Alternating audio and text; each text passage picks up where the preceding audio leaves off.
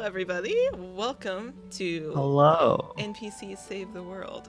Normally, we would have the rectification on a day like this. However, we are currently taking a break as all of my players are doing midterms. So, you guys get to watch our wonderful set of NPCs, starting with Nick.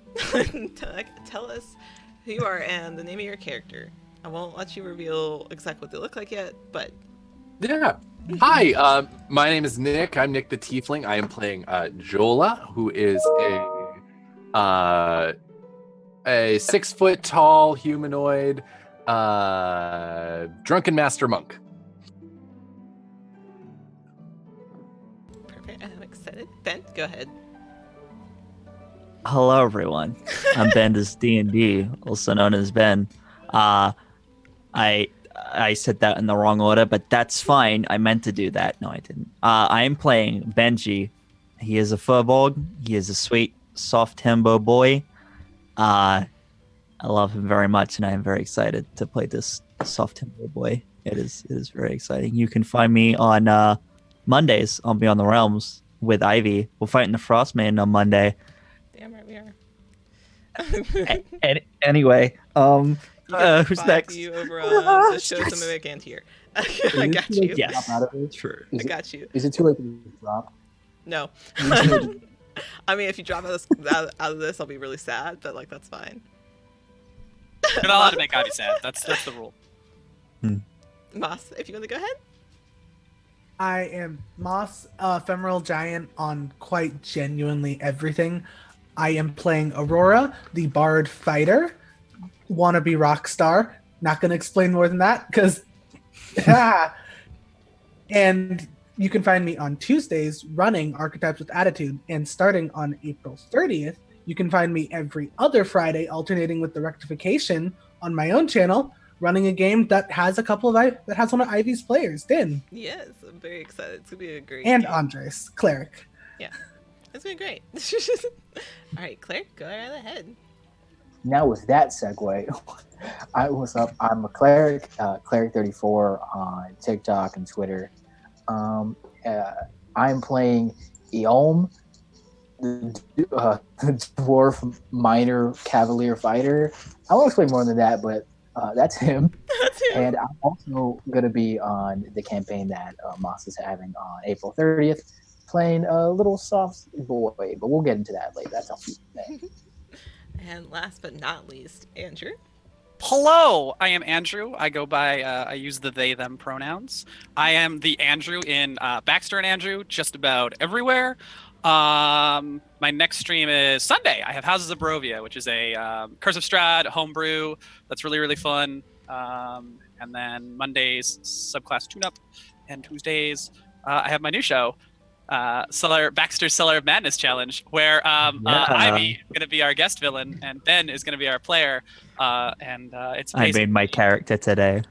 exciting. It's D&D meets Ultimate Ninja Warrior.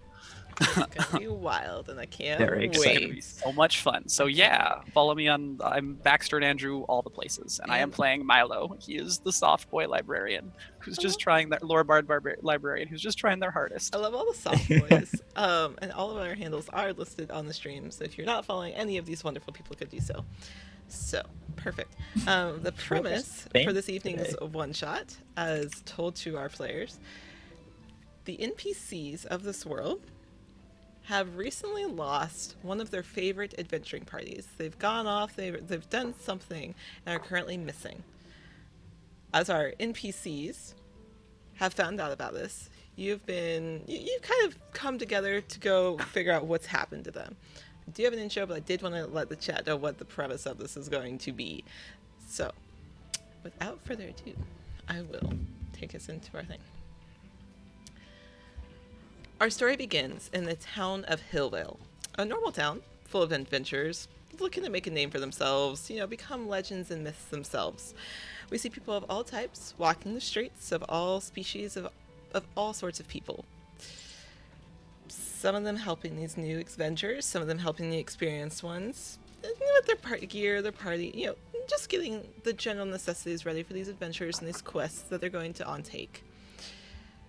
We pan over to some of the background players in our narrative. We zoom in to a few particular individuals who are standing wherever these NPCs might be found easily by the parties when they need to go and help them. We start off with a 6-foot-tall individual who's standing in a tavern. Nick, what does your character look like?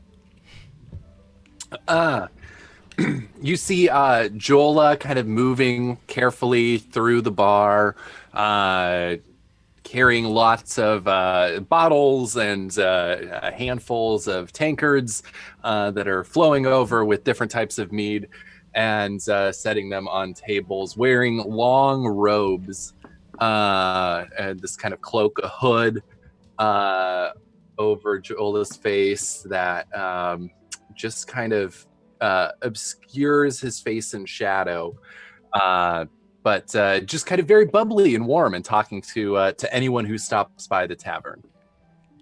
Perfect. Moss, would Aurora currently be frequenting the tavern? Considering that one of her favorite adventuring parties have gone missing, and that she, I guess, works there, in her mind at least. In her mind.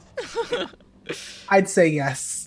All right, so we kind of pan out from where we see Jola walking around with these tankards, being bubbly, their normal selves, to Aurora, who's sitting off to one side near the stage, having just received the news from one of the messengers that came rushing in that one of the adventuring parties had gone missing. What is Aurora doing while she's sitting there? She's probably plucking away on her lyre and being obviously concerned. However, her sitting at any table is admittedly somewhat comical because she is absolutely massive. And 100% just a bright blue unit. A bright blue unit? What does Aurora look like when we view this bright blue unit? Aurora looks like, I'd say probably 7-ish foot tall, bright, slightly furry blue elephant type thing. Great. To put it down in more official terms, she's a Muppet. Just a very, very big Muppet. Perfect. Great. And as we pan out from where Aurora and Jola have just received the news their favorite adventuring party of 5 has gone missing, we move into Benji. Benji, where are you currently and what are you up to? Benji is currently in his little shop. It has flowers and vines going across the front of it, and he's kind of just inside. It's a small store. He's a big guy, but he only needs a small shop because the adventures that come in are tiny, and that's what they're tiny little people. And what does our lovely Benji look like? Benji is a probably also about 7 foot tall furbolg with kind of grayish silver skin and slightly grayish brown hair with a small beard and hair kind of like growing out of his ears and like a small mop of hair across the top of his head, wearing a kind of old looking white brown shirt with a kind of little waistcoat over the top of it, big Wellington boots, big green Wellington boots on, and just kind of muddy brown trousers from where he's been out, just kind of tending to his apothecary and to his well, it's not really apothecary, to his the word is escaping me. Potion shop? Yeah, it's more like that, but it's a lot of Drugs? it's a lot of he grows a lot of the stuff himself in store. So Great. yeah, there's just plants everywhere. Perfect. All right. So an adventurer that you don't recognize. Looks very green. He's wearing like brand new leather armor and just a couple of daggers strapped to his hips, comes running up to you in a panic. Oh, hello there, little fellow. No. Benji. That's my name. Yeah, the adventures that you really like, the ones that the normals that come around and hang out, they're missing. I think something bad might have happened. I already told a couple of the people at the tavern. They're missing? What do you mean they're missing? Where are they? They took one of the quests off the board and they went running Mm-hmm. and they went to go do it, and I haven't seen them since. They've been missing for a day. A whole day? That's a long time. Well, who have you told about this? Jola and Aurora, and now you, and I'm gonna go tell Milo next. Oh, okay. Well, I'll head over to the tavern then. You tell them to come meet us there. Okay. And this little adventurer runs off in the direction of Milo. Milo, what are you currently doing? So Milo is in the library, which is not a very big library, but he's currently walking along the ceiling, reshelving books into the very top shelves because he is a dampier, and so he can walk on walls as if it were normal ground. He is wearing what you would describe as cargo pants with like a lot of pockets, and they're just kind of like he's got books in the pockets. Green cargo pants, kind of brown leather buckled shoes, and a belt, and gray suspenders with like kind of a plain white shirt and then a red bow tie that just like looks very awkward because it's not, the shirt is not designed to be worn with a bow tie. And then these like big glasses, big bronze glasses. And this little adventurer literally busts in the front door and kind of looks around. Could you keep it down? Oh, and looks up, having not really spent enough time in the library to know that this is a normal thing that happens. And he just, but Milo, the adventurers, they're missing. Which adventurers? Fenrir and Moxie. Oh dear. And them, they're missing. Oh no. He's just gonna like kind of push himself off and jump down beside him. Just like land with this pile of books. Go wide a little bit.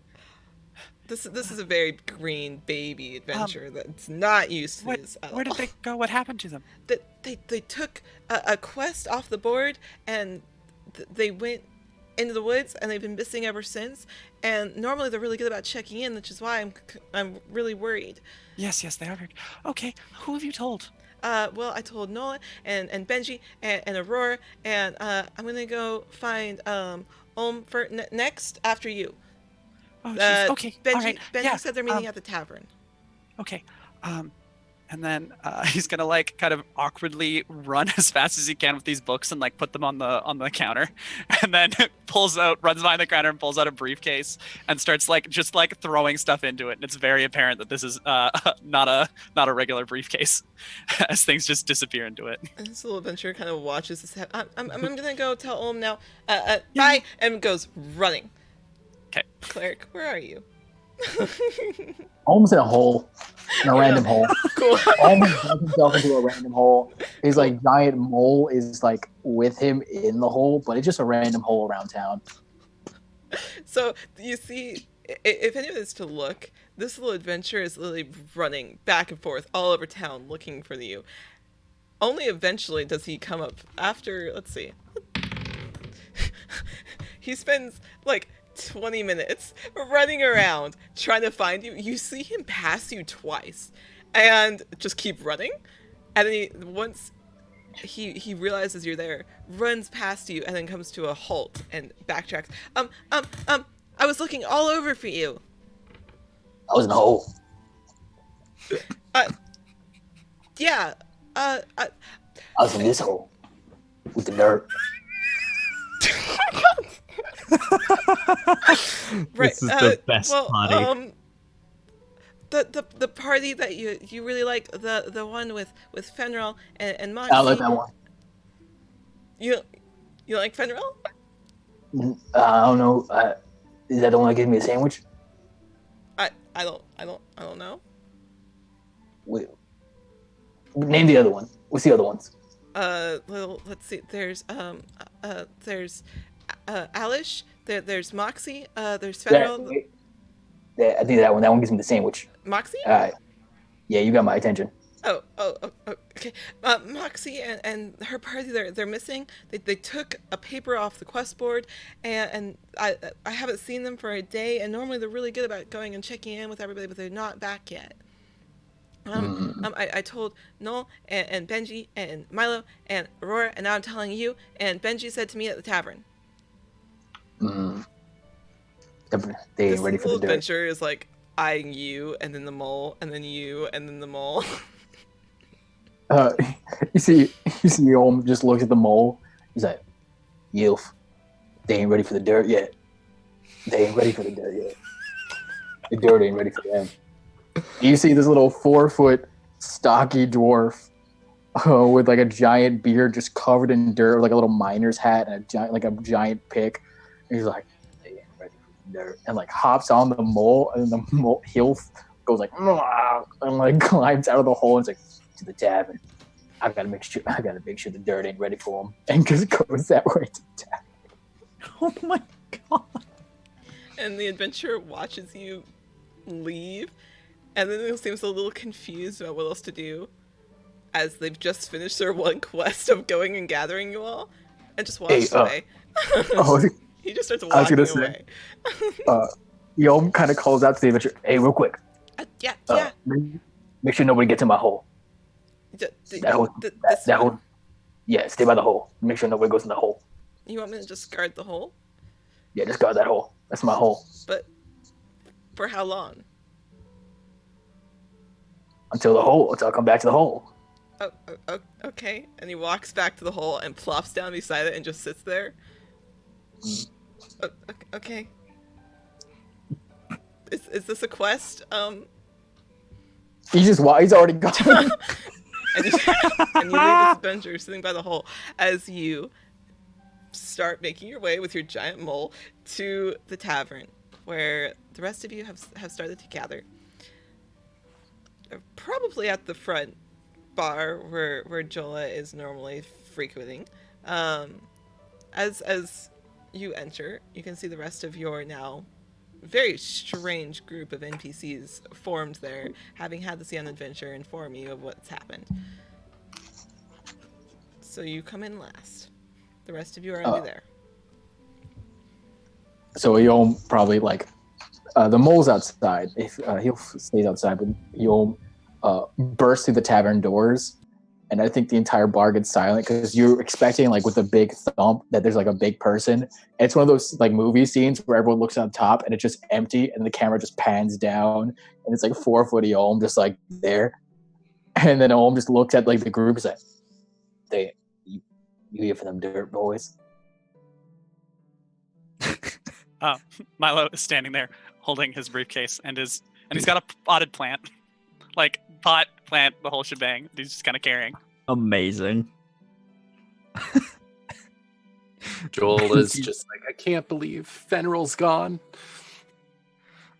Oh, he was so hot. It's okay. We'll get them.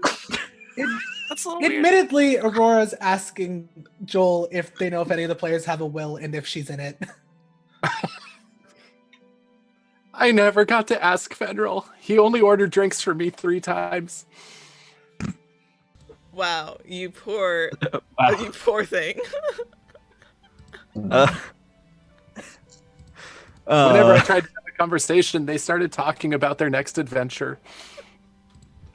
Weird. It's almost like they're adventurers. That's kind of why we broke up. Fenrir never talked about anything but their adventures. I understand that.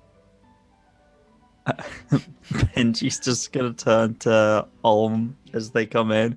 Just gonna look over, just give them a wave and a smile. Just go, "Oh, hello, Elmo. I didn't know that you were coming. It's been so long. We've been waiting for you." You ain't ready for the dirt either. You ain't prepared for the dirt. I've been in the dirt all morning, actually. Nah, the dirt ain't for Gestures you. down at his pants, which is just covered in just dirt. And You his do that, boots. Yom takes his fingers, runs it through the dirt, and goes, I was right. You ain't ready for it. It's light dirt. It's grime. Surface level. Not the deep. Okay, whatever you say, Elmo. Milo like just kind of like hides the potted plant, like more behind his body. He's like, nope. Cool. Okay, so you've left the city on adventure guarding your the hole. You have all heard the same thing of this party pulled a quest off of a quest board, which you would know as your NPCs. Is in the middle of town, which is where all of the adventurers will come in. It's managed by an adventurers guild that puts them there. There haven't been many on there lately. However, this is the second adventuring party that you've heard gone missing. The first, they were young. You know, you see it all the time where a young group of adventurers comes in, takes on a quest a little difficult for them, and just doesn't show up back again. This one, however, this one that you know of is a little better about checking in, making sure all of you know where they are, you know, coming back in for their potions or their celebrations, everything else. It's up to you guys of what you would like to do. Does anyone know what quest they pulled? Wasn't dirt related. Would Great. I know? Benji Wait. would have asked Moxie. They were leaving town. We should. Did we I should overhear any of them talking about it at the tavern? And these are good. I overhear any of them talking about at the tavern. I'm gonna go check the quest board, and I put down my my briefcase and my potted plant, and I go running. I just leave. I just go running because I look at the quest board every day, and I have keen mind. I go grab the potted plant before Eon could get anywhere near it. What kind of dirt is that? Does he have the right dirt in the plant? As you pick up the potted plant, and as Elam says that, the potted plant actually like kind of like shakes and then like picks up some dirt and throws it at Elam. I like this guy. So He's got the right dirt. That's good dirt. So to Aurora, Benji, and Noel, yes, you would have known which quest it was. There was talks of something going on in the forest, something about moving grass. That the baby party had originally taken on, and they didn't come back. So the other party decided, these adventurers are going missing. This quest was never handled. We're going to go in after them and see kind of what the issue is.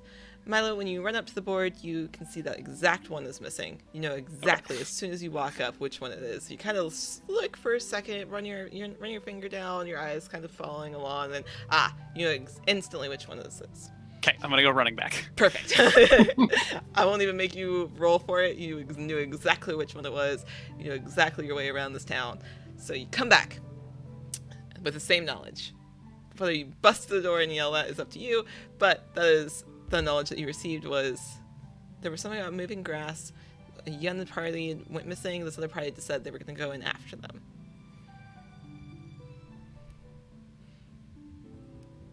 I think if when Milo comes back into the tavern, you just see Aurora holding your potted plant like as high as possible, and Yolm just trying to climb, and she's like, "Let me taste the dirt. Let me just taste it." Just in the middle of the pot. Potted plant is just throwing, like it's just globbing dirt at you the entire time. It's just like, no, I'm not. Benji's just giggling to himself watching this. I know what quest they went on. Something about moving grass, and as he's saying that, he runs up the wall. I run up the wall and over top, and I bent reach down because. Dampier. Yeah. Because Aurora is so tall that I'm just like, thank you. I just scoop up the potted plant. You guys just got dirt all over Noel's lovely wooden floors. Sorry. Don't worry, I can clean it up. I've done much worse to these Benji did floors. nothing. He's apologizing anyway. Benji did nothing. He stood there and giggled. I have gotten blood on these floors. I've done much worse to these floors. Jesus. It's true. I've had to clean it up. Don't worry, I can clean this up for free. Takes the dirt and just starts eating it. All right. I don't think that's what you're supposed to do with dirt. If we're gonna deal with Not this, good we for have to you. take him with. That's why you're only molded by the dirt. I was born into it. So Milo, do you know where they might have gone? Do I, Ivy? You're aware of, like, the party has mentioned in kind of in passing before they left where it was that they thought that this moving grass was. It is in the forest, not super far from where the town currently is, next to a large cave.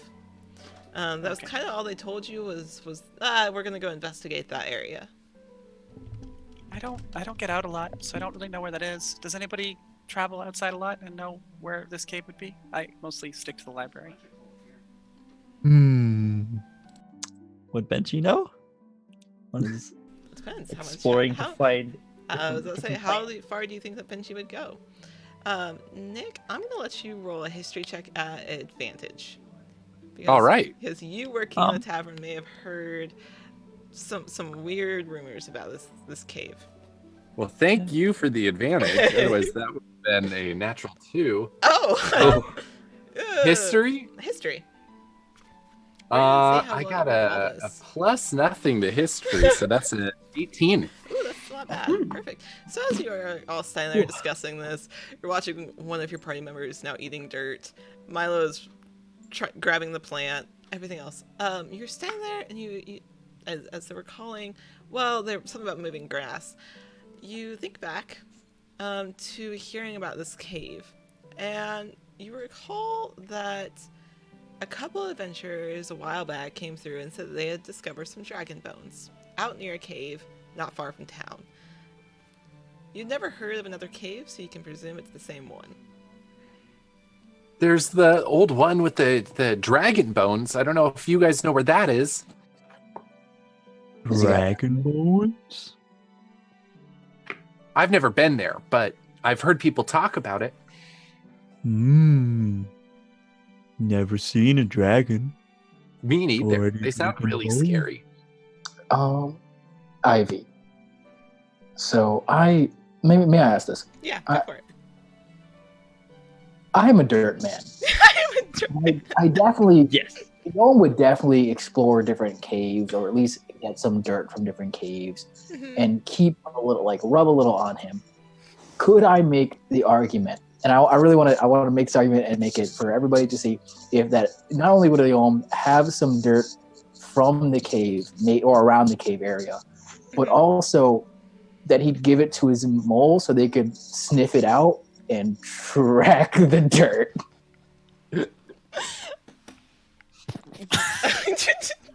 You know?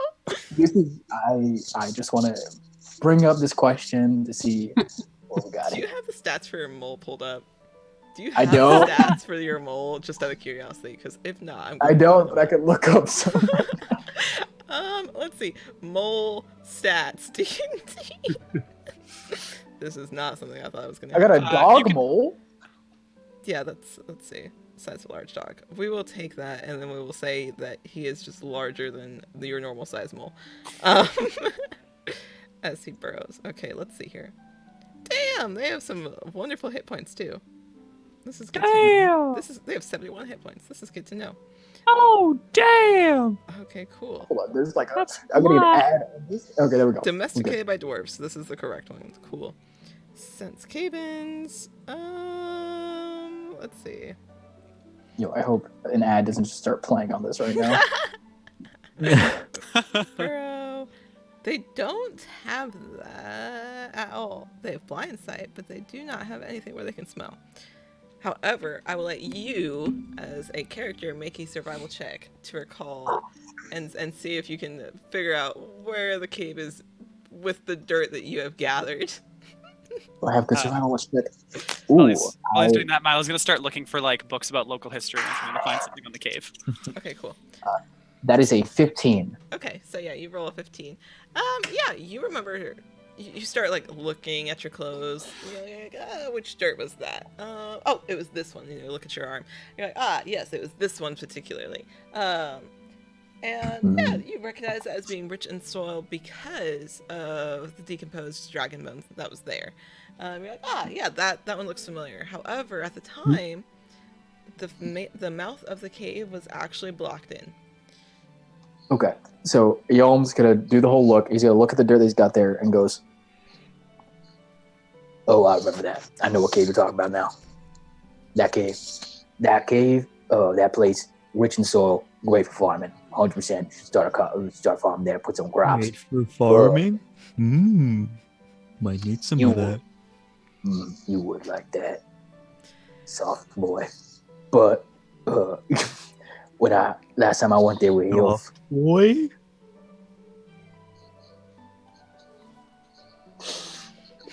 last time I went there with you, Just looks at you a little confused to what that means.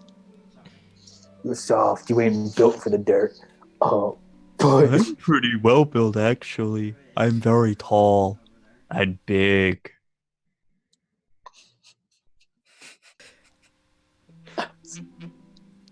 Cool, you Whilst broke you clear. are small. All right, cool. he mentions about the cave being not. He's like the cave. But last time I went there, it was just soil. They ain't got no cave. So Milo, while you're looking through your books and everything, you're pretty well acquainted with the history and everything. You do know that there was legend that a dragon used to frequent this area, but many years ago. And you can easily recall hearing that it had a cave or somewhere that it stayed, but you don't remember any of the exact locations ever being documented. Nick and Moss, is there anything that you two would like to do?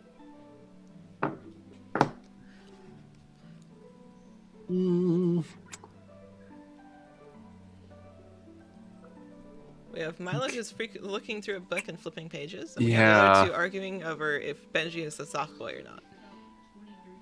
Ready for the dirt. Benji just looks confused, just kind of strokes his chin. It's like, I think Moxie called me that once. I don't know what it means. I am truly absolutely useless when it comes to research. That's okay. I just wanted to make sure you had a chance to do anything that you wanted to before I sent you off on this adventure. I would like to insight check Elam to make sure he knows what he's talking about. Ooh, okay. All right. Insight check. I hope you get a nat 20.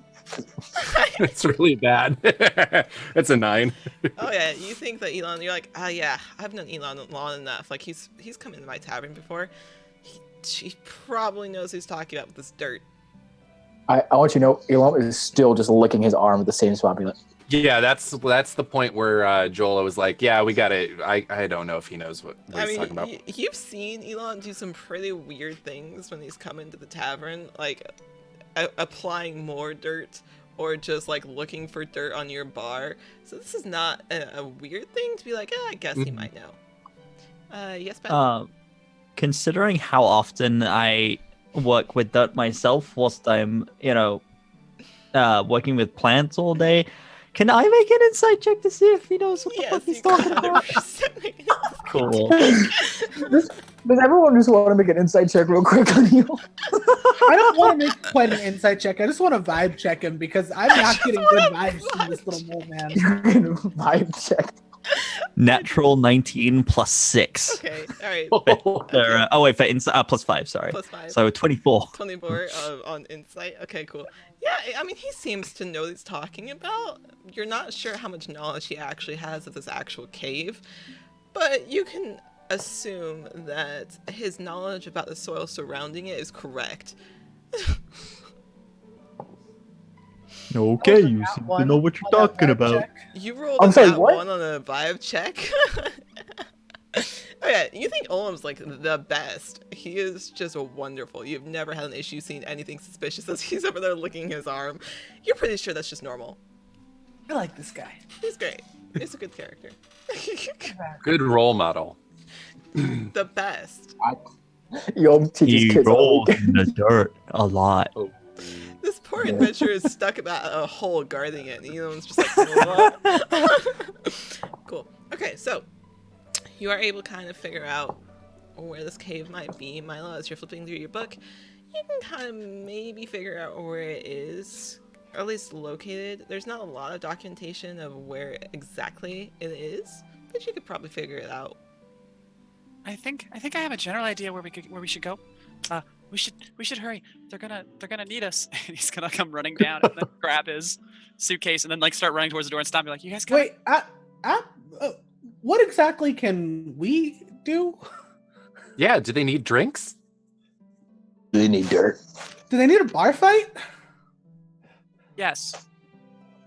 Oh, okay. Oh, Jola starts loading like bottles of mead into a bag. I mean, they're missing, and we should go make sure they're okay. Okay. However, alternatively, we find what they've left behind, take the money, and run. I like that. I'm down with that. That's what the dirt would do. That's what the dirt would No, want. Sure. Yeah, Can't that's the do plan. that. We have to go find them first, though. no. We have to find them. They can't be gone. No. Benji looks pretty upset by that. The idea that his buddy's actually gone. He's like, no, we have to go find them. We might not be adventurers like they are, but I'm sure we can help them. I mean, I don't know what I would do without them. This is the softest of beans. Oh my god. See? Benji's right. And if anyone were to hurt them, I'll smash them. There it is. Just doesn't even blink. It's just still kind of like just straight faced, not even a hint of anger or anything. He just says that just completely, just as if that's normal. Joel, you've seen your fair share of fights in your bar, in your tavern. I don't know if you've been in an actual fight yourself, other than breaking it up, though. How comfortable are you going after these adventurers?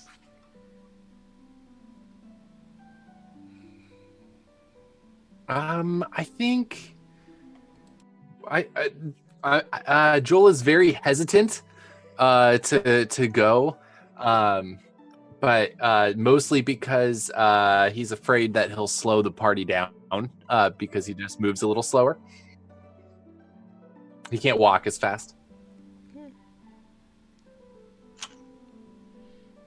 I think Yom Damn. might. I don't know if Yom would sense that or anything, but he'd probably just be like, I mean, we can get there fast. If we pull out here full. Yeah, I can't. I really don't like riding animals. I prefer to walk. I could make you into an animal. I have polymorph. I could carry you very easily. Please I'm do very not fast. polymorph me. I Okay. really don't want to.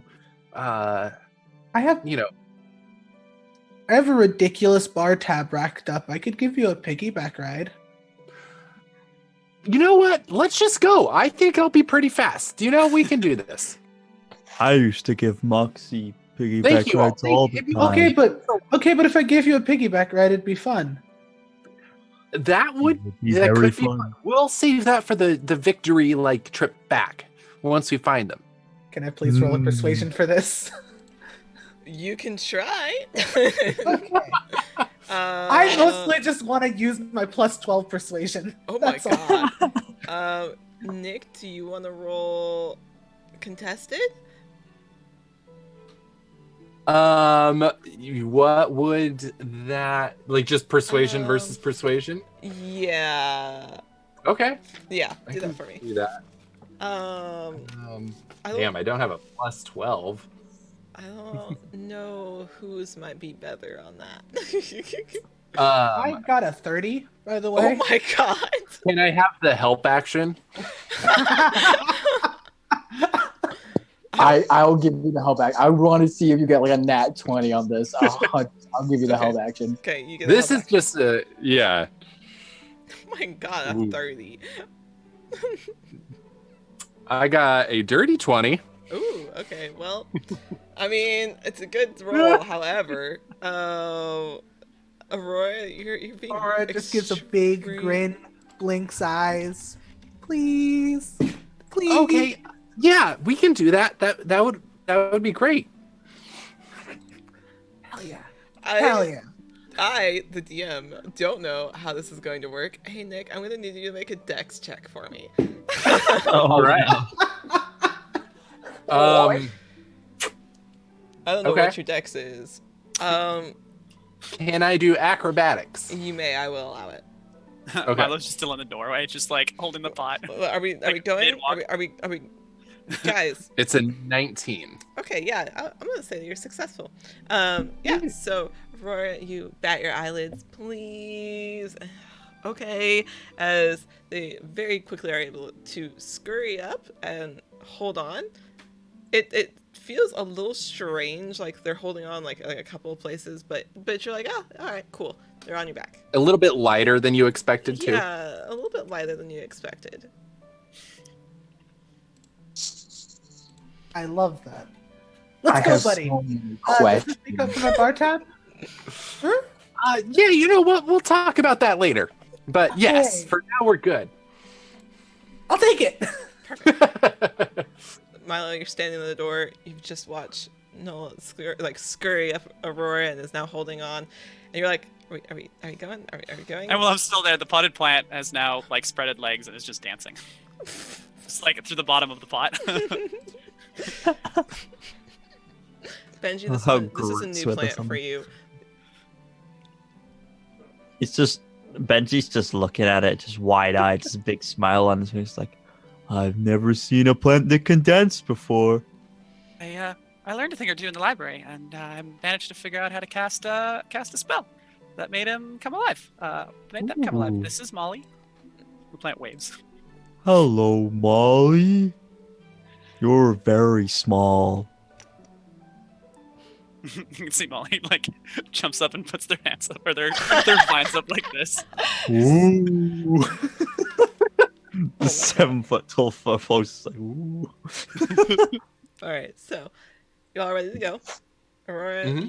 you are carrying a lighter than you expected barkeep on your back. Your mole is still outside. Are you He collecting? climbs on top, and he's just like he shows the dirt to to the hill. He's like, we're going back there with the good soil. You know what I'm talking about? Good soil. This is such a mess of characters. I love that. Hey, Benji. Hmm. I have a very important question for you, nice man. Okay. Have you ever listened to metal before?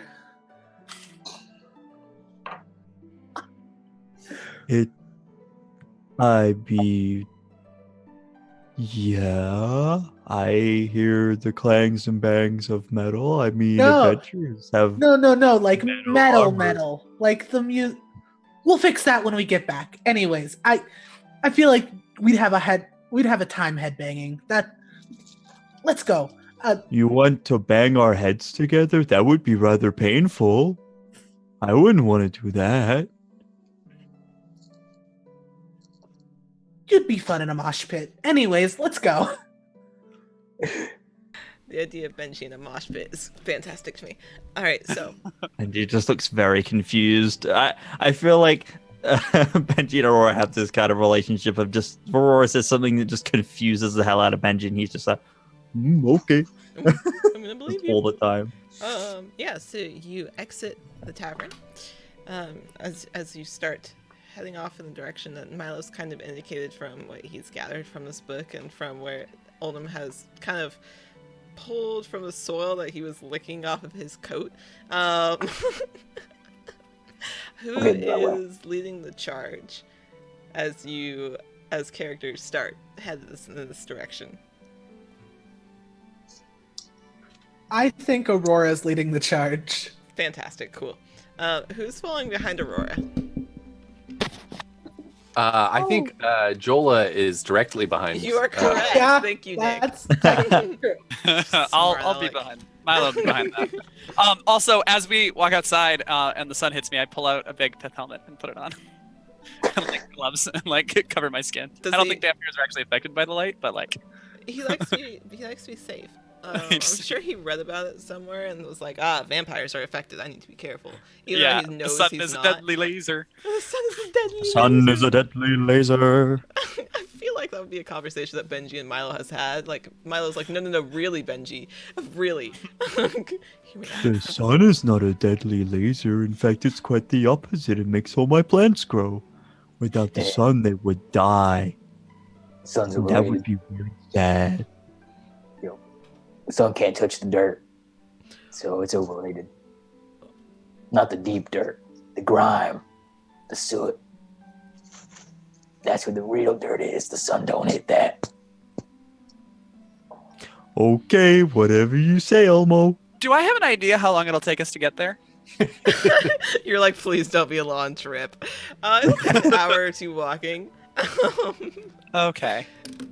Uh, What if we weren't walking? That depends. What do you want? What if we do, Milo? flew? That depends. What are you wanting to do, Milo? I want to try and cast Conjure Animals and choose a level 2 challenge rating creature. And I want to randomly roll for it, but I'm hoping for a Quetzalcoatl. That's the book I want to pull out and read. Which book do you want to pull out and read? I'm looking for a book that contains information on a Quetzalcoatlus. Oh my god. Yeah, I will randomly let you do that. Go for it. 4, 5, 6, 7, 8, 9, 10. Some of these are awful. 13, 14, 15, 16, 17. Oh, good. I'm very excited. I'm very excited for this.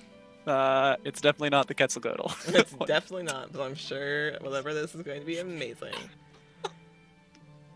So Milo opens the briefcase, the potted plant's on his shoulder, reaches in, pulls out a book, starts flipping through it, and then reads a passage, and then instead of a Quetzalcoatl like he wants, he summons a giant crayfish. Oh no! It just sort of, and it's giant, like it's a large creature. So it just sort of pops up in front of him. It's just like, that's not what I wanted. Oh well. And then he climbs on top of the giant crayfish. He's like, well, I guess I have this for an hour. Glorious steed, Milo. A glorious steed. As soon Aurora as you do just that- looks so impressed. She just That trusted was you really exactly cool. what you wanted to do. Oh my god. Just of all the things that could have been a giant. I mean, it also could have been like a hunter shark, and it was just been flopping around. And then Milo probably would have broken down. But like, this works. Like, that's related. What are you talking I don't have Creator Destroy Water prepared. Oh no! about? No. Oh. So yeah, I'm now writing a giant crayfish. Cool. So It moves as fast as I do, so like, this is fine. yeah, it's a good mount. Like you look majestic on your giant crayfish. You totally play it off like you're like, that's not exactly what I meant to summon, but this is fine. As you climb atop it. So now we have 2 people on mounts and Noah on Aurora's back. Nick, how you doing? Joel is doing great. Just kind of hanging out. It's getting a little tough though. Just hanging on. And yeah, how long have we been going? You're about 10 seconds. Yeah, we'll say you're about 30 minutes into this trip as you're walking Okay. around. Can I make a stealth check? You absolutely can. All right. So for Okay. what it's worth, my passive perception is 25. Okay, well that's a Um, 27. Okay. Damn. Okay. God damn. So, uh, I want to cast Mage Hand real quick just to pet the giant crayfish. Okay, you cast Mage Hand. You pet the giant crayfish. Aurora, you do notice suddenly Jolik gets a lot lighter. You are 100% very stealthy at the moment, Nick. As they do not see a thing other than the weird shift of weight on your back. Mm-hmm. Aurora, you just feel like a weird like shift in as you're walking. Yeah. You don't hear anything. Like you kind of look back. They're still there. It's just like a weird shifting of weight. Everything seems a little bit lighter on you. As we're walking, Benji's just singing. Yeah, we're doing good. He's just singing a song. Just because that's what he does when he's out just walking around. You know what? He's specifically singing Willow Man. Oh my god. Oh my god. So Nick, what is our friend His there big going to go booming voice. do? Is they just looking around? I would like to continue on alongside. Okay. Just unseen, Okay, if cool. possible. Yeah, absolutely. You rolled definitely high enough. You are just fine. You even beat out Milo, so you are just fine. That's incredibly high. I'm glad I rolled. I'm so glad you rolled that high. It's really funny. It's really. I have observant. Uh, I have keen mind and observant as my 2 feats. So it's very funny to me. But yeah, no, you're just fine. Aurora has called back. You're like, yeah, we're fine. We're just hanging out, doing a good, Yep. just. So yeah, Milo's cross-legged on the crayfish reading, and the plant is holding the book for him like a book. This is a wonderful picture of Milo on a So it's large grayish crayfish just- as it's just walking along, and Milo And just. he's cross-legged, just like Just what are you I reading? definitely use my. he's reading on dragons. He's reading up about dragons. Ah. I'm very concerned that there might be a dragon. Fair enough. I'm like, on one hand, I'm like, I want to see a dragon. I'm like, on the other hand, I don't want to be that close to a dragon. Claire, go ahead. Could I make a quick stealth check? Are you stealthing? Eom is trying to, and I want to know how would I roll before I tell you what it is, because I think describing it. Yeah, I'll allow you to. Go for it. What are you trying to do? Okay, I'm trying. Eom is definitely saw Milo's bag and is just like wondering if there's dirt in there. So he's definitely trying to look inside Milo's bag. Milo's briefcase? Yes, Milo's briefcase. So you are attempting to open Milo's briefcase. Yes. Which to is see if on there's the dirt crayfish in it. with me? Which is on the Yes. crayfish. So he Okay, definitely cool. hopped down off hill and is just like, Cool. What did you roll?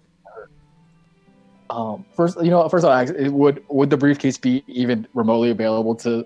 I mean, Yeah, it's just sitting beside me. it's just Yeah, sitting beside I'm you. Okay. reading. I rolled an 18. Okay, cool. Okay, What's the total? No, it's just a flat 18. flight team. He has a +0 to Dex, but I also just remembered that Milo has a 25 in passive perception. So no matter what, this was not gonna be good. Yeah, so you hopped out. You kind of are on your mole and you look over and you squint a little as you're watching Milo ride this giant crayfish. He seems pretty engrossed in this book as this little plant is holding up. He's just sitting there cross-legged reading. And you're like, there could be dirt in that briefcase. You find yourself growing more and more concerned about this dirt if he's not treating this dirt correctly. So you're like, I know Milo, like he might be just too engrossed in that book. I gotta go check. And you hopped off your mole, and you think that you're being stealthy, and you for the most part you are, as you're just kind of hunched over, walking along. Nick, your character would see this. Cool. As you rolled. It's just a thing for you to Yeah, note.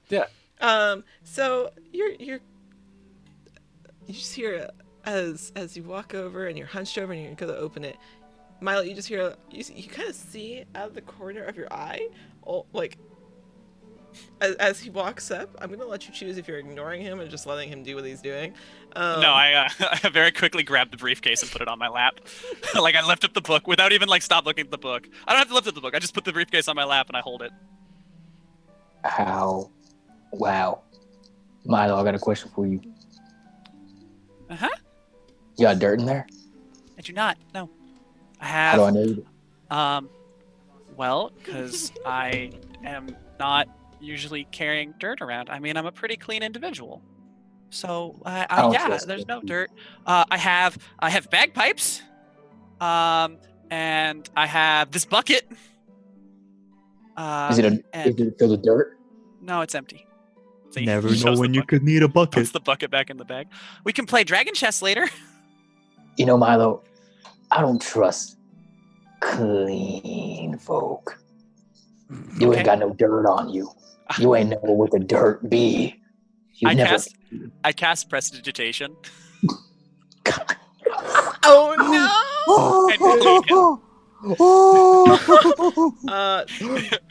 For clarification, you are casting Prestidigitation on Olm to make him clean, correct? Yeah. Cool. So as you are saying, I don't trust clean folk. Milo kind of just looks over and, how does your magic look, Milo? When you cast it, what does it look like? So with Prestidigitation, in this case, it's gonna look like these little sparkles come out of my fingers as I just kind of wave at them, and then they go over and they just start basically look like they're scrubbing the dirt off. No!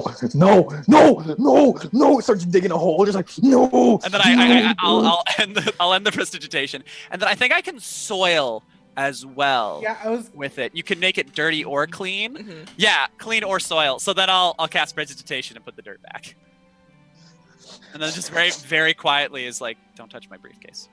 Dirt. The rest of the party has watched this interaction go down, where Olnum walked up to Milo, asked if there was any dirt in there, and then after a brief exchange, watched him start frantically digging a hole in the path that you are currently walking on, and then be fine again.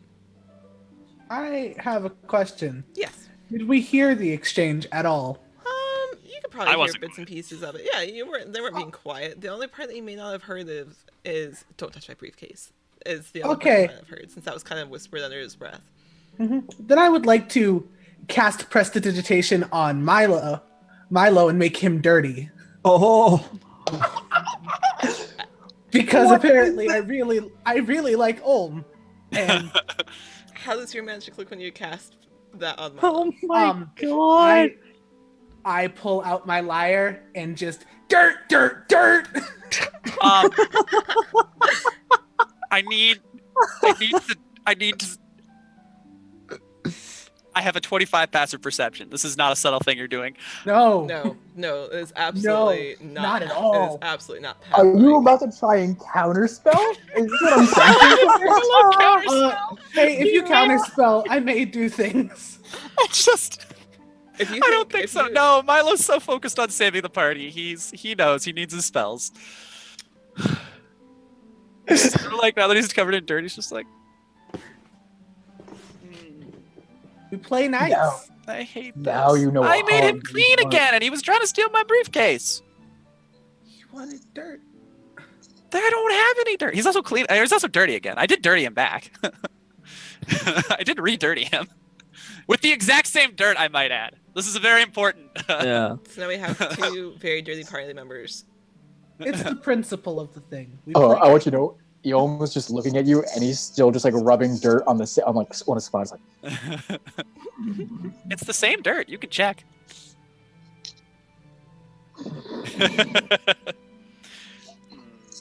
Okay, I great. am going to Prestidigitation myself clean. Okay, great. That's what I was waiting for. Okay, great. So you are back both to your original state again after dealing with that.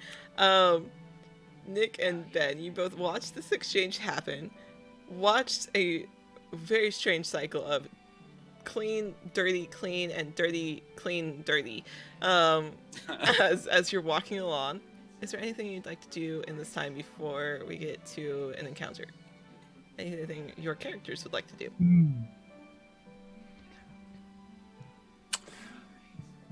No, Joel is just kind of keeping an eye out. Okay. For the party or anything else, just like kind of as we're walking. Okay, great. Benji? Hey, Jola? Is almost a little strange, isn't he? Yeah. He really likes the dirt. I don't have a problem with dirt. I like dirt, but he is an obsession, and it seems unhealthy. Well, we all have things that interest us. I really like mead, That's why I make so many different types. I like plants. Yeah. Sometimes I talk to them. Oh, that sounds nice. Joel, what is the tavern? Very good specialty? conversationalists. What's the tavern specialty mead? The tavern's specialty mead is there's two. There's a great mead, which is a mead that's like kind of been bottled and like stored for a long time. And then there's a caps. Oh damn it! I got it's a Bochet mead as well. Look at the fanciness. It has like elderberries in it. I'm sure it's delicious. Roll me another stealth check for your individual there. I'll make sure that while we're walking along, this exchange is happening and people are moving. I want to make sure that they're not noticed. That's only a 24. Oh, okay. Well, Milo, out of the corner of your eye, you look back as you're having this exchange and you're like casting prestidigitation on yourself. You looked over, out of the corner of your eye, you think you see another individual that you don't recall seeing before. Just a little piece of fabric off the corner of your eye that you don't quite recognize.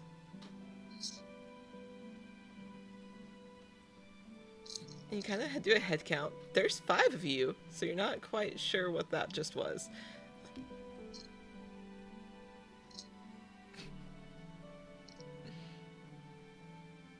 Do you want to do anything with the information?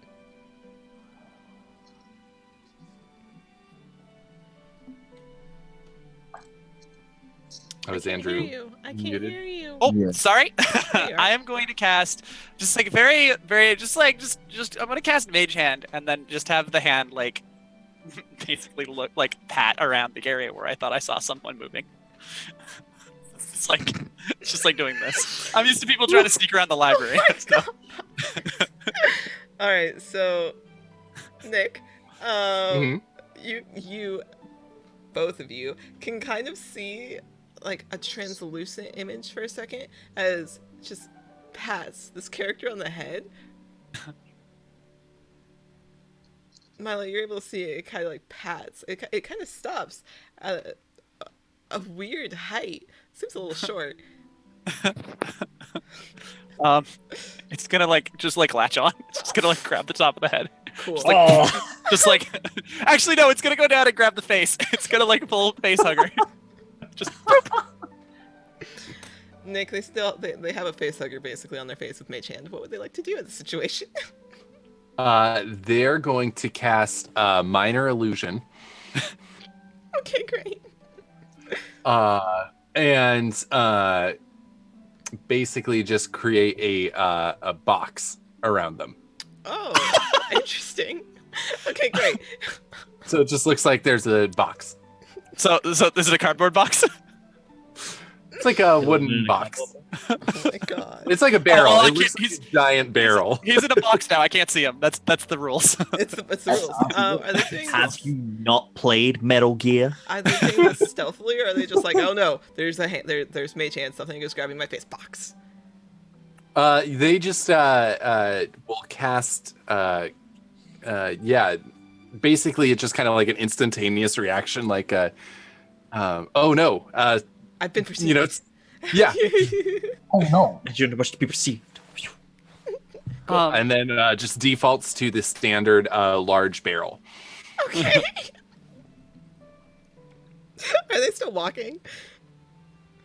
At this point, no. Okay, that's why I was like, is there just a walking barrel now? Cool. All right, Milo, you watch as your Mage Hand kind of stops at a weird height, and then suddenly there's a barrel in your view that's just sitting now in the middle of where you were leaving your crawfish is behind you.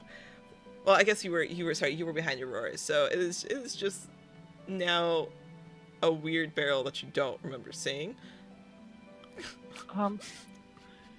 Guys, What's the barrel? Whose barrel is that? You ain't never seen. When Was that when saying Joel Nick? hears that, I remember there being a barrel. That's new. Joel is gonna let out like just like 3 short whistles. It's and then the barrel vanishes. And can I make one more stealth check? You absolutely can. I was about to say, what are you doing, Nick? I guess I'm actively looking now. Yeah, no, same. So am I. So my plant That's is giving me the help action. Okay, great. Okay. All right, Nick, make your stealth. Let's see how stealthy this character is. It's only a 25. I got it. I got a 29. Oh, yeah, I was gonna say it's not No, bad. I'm lying. Oh, no. Sorry, I only got a 24. Ah. Oh, because the +5 only applies to passive. Oh yeah. All right. Is anybody else rolling?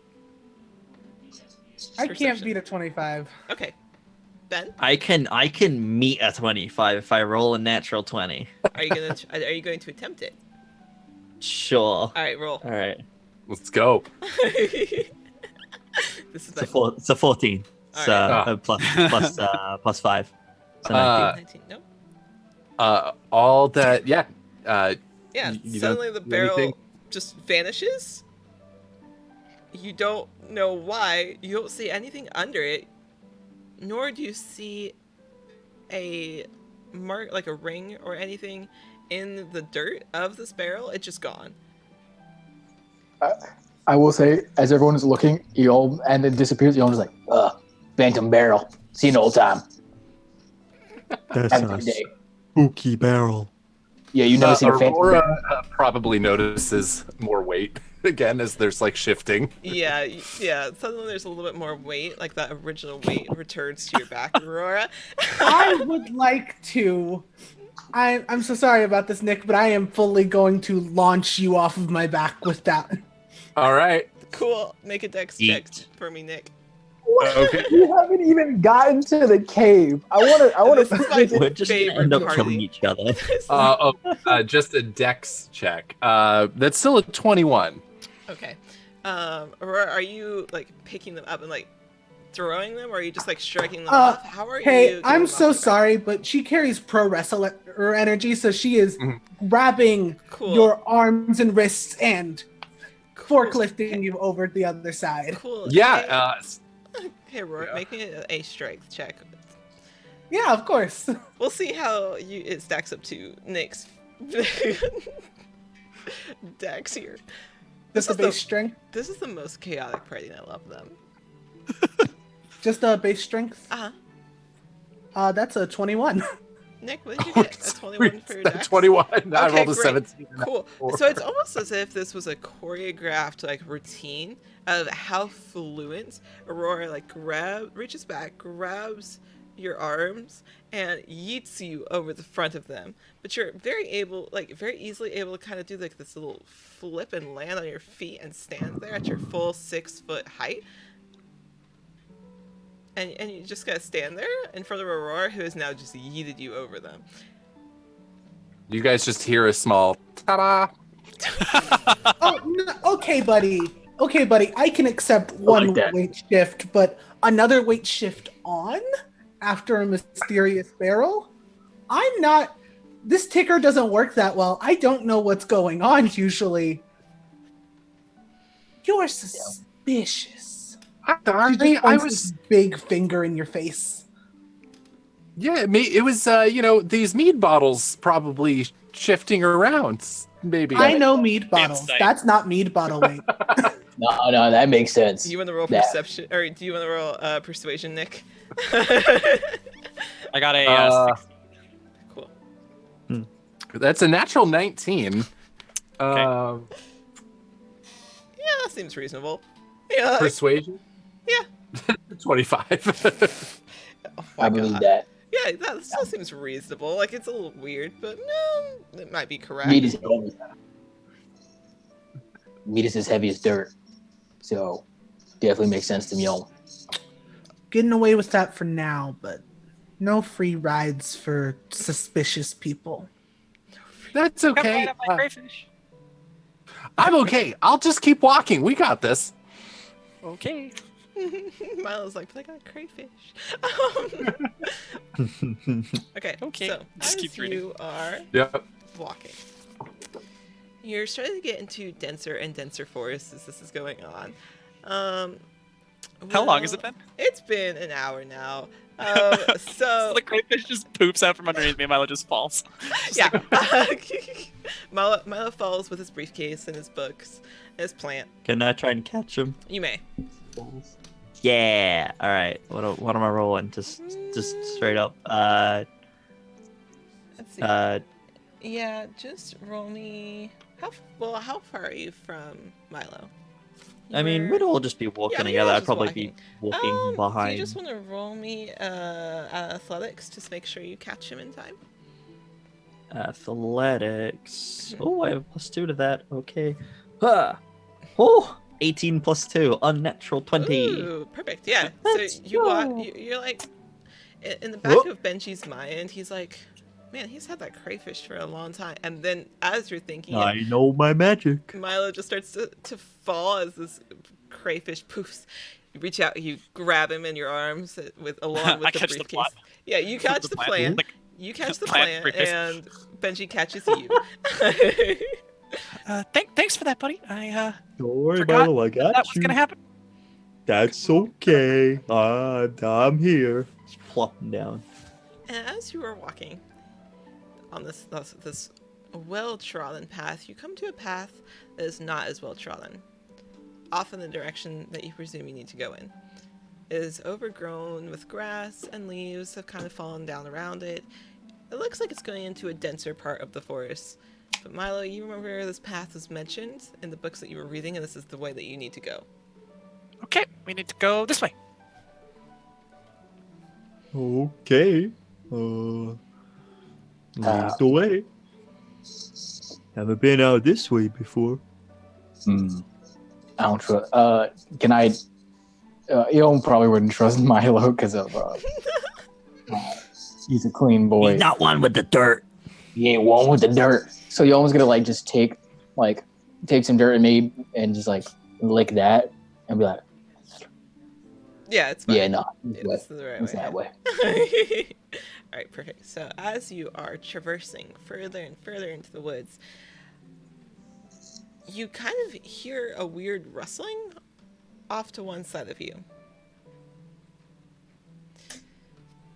Milo, you would be the first to hear it with your passive, but the rest of you, it doesn't sound like it's being stealthy. It's just a weird, like, rustling.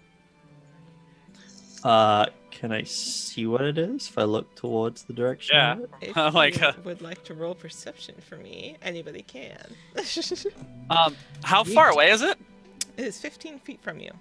Oh, it's right there. Okay. It is right next to you. It kind of, you didn't hear it at first. Like, it was Perception. very quiet. Normal sounds of the woods, normal sounds of the forest, birds chirping, etc. Then you hear rustling off to one side. 14 + 5, so 19. I got a big old 13. Cool. That was a 3. Oof. Oh, Oof. How about the crazy stats and y'all's just vibing with this dirt?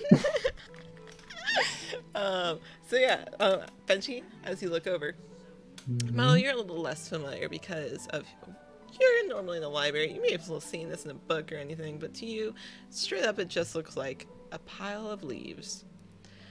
Benji, as you look over, you realize, no, you kind of squint a little bit. There's some weird twisting vines that don't quite match up with the rest of the greenery that is laying across this mound. I hate that. Something doesn't feel right. I'll just kind of point it out to you and be like, if I know plants and I know plants, that doesn't seem natural to me. Seems like something's awfully fishy. You would know, Fish don't like, belong out here in the woods. but you. It got dirt. I don't know about plants, but I know about dirt. Dirt here be Hey crusty. Ben, what's your AC? Whoa. Don't like that. What's your Don't AC, like that Benjamin? much. Benjamin, what's your AC? 13. Cool. All right. Do. Hold on. What do I need here? Before you say the result, what's the roll on the die? It is a 17. It's a 17 on the die? Mhm. Okay, never mind. Mm-hmm. It is. Oh, please, that's hardly anything. Okay, Oh cool. no. Okay, cool. So Ben, as Benji is staring at this weird shapen mound, you watch as it shifts and moves, and then it slams into the side of you for 7 points of damage as it Cutting kind words. of shifts. Oh. Ooh, bet, go. I got a 10. What'd you get? I got a 10. Is that to hit? Cutting words just reduces the damage. Oh, cool. Okay, I want to make sure. Yeah, so I as could- it slams into you, because it was only 7 hit points, or 7, that it was going to deal. So it slams in the side of you. Milo, you instantly become aware of it with your passive. So you look over, and a shambling mound stands at its full height Of course. and kind of shifts back. I need you all to roll initiative. So wait, did I take this? Did I take 7 damage Nope, there? you or- did Nope, not. I cut because it. Milo No. I only actually, cut it for on you. instinct, Milo's cutting words is no running in the library. That's You his- yell that's at the his cutting words. shambling mound. No running in the library. You used the word mound, and I was like, oh no, oh no. Yeah, No. that's a 21 for me. Ooh. All right, let me see. Aurora. When does Initiative. my Oh, I got to roll for my shrub. Oh gosh, okay. All right. Would you like me to roll 1? I was just about to ask you, how would you like to do this? Do you think they both will be doing things, or would you like them to have the same initiative? The same would be great. Okay, I will let you have the same then. Okay. I was about to ask you. I was like, Nick, did we decide? That's 14. 14. All right. Ben.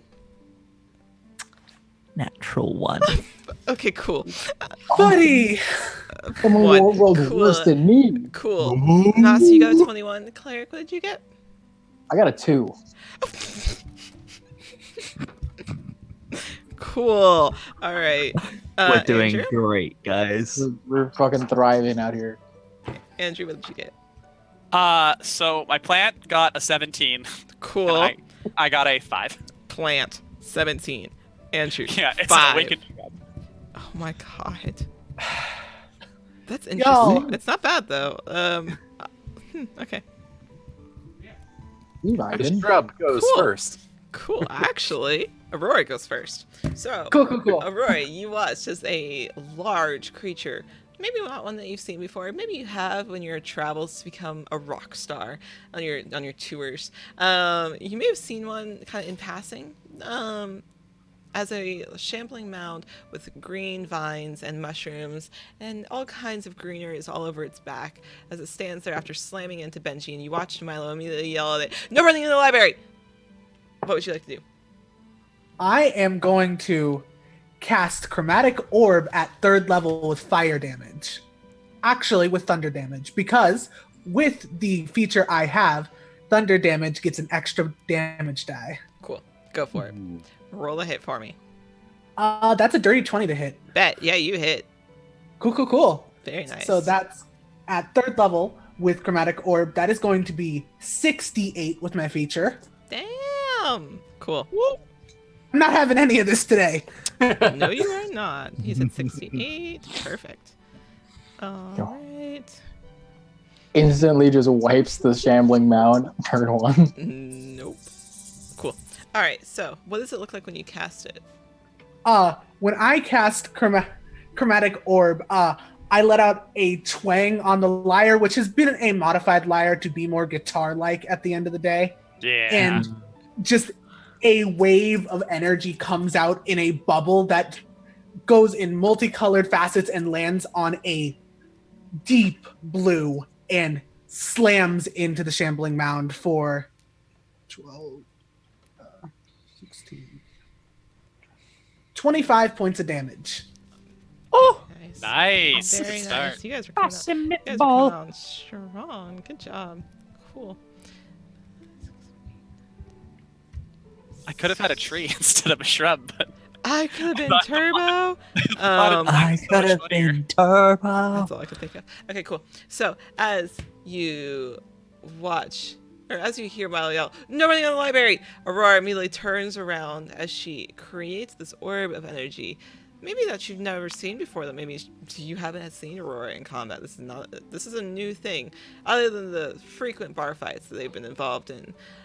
As she sends a wave of energy at the shambling man as it stumbles backwards, letting out a roar of discomfort as some of the leaves in its chest start burning away. Very good hit. Very nice. Perfect. Right. Hey, Andrew, it's your plant's turn. the plant's gonna grab. I can't believe. How far away is the shambling man from the plant? Oh, it is right next to. It was right next to Benji.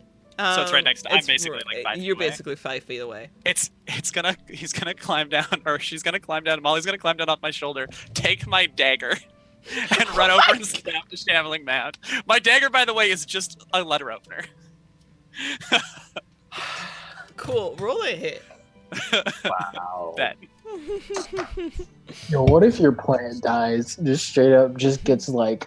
I would be very sad. I gotta look at its stats here. I love that a small plant was just like, nope, not today, as they took the letter opener and just started running over. I'm to not. The Shannon. plant is The braver plant. than all of us. Molly, I'm Molly's- determined to be this plant's new best friend. All right. I got a 17 to hit. A 17 to hit. Cool. Okay, yeah, you hit. How much damage are you dealing? How much is your plant dealing? So it's a D4, so it's 2 points, and it's gonna leave the dagger stuck in the shambling mound.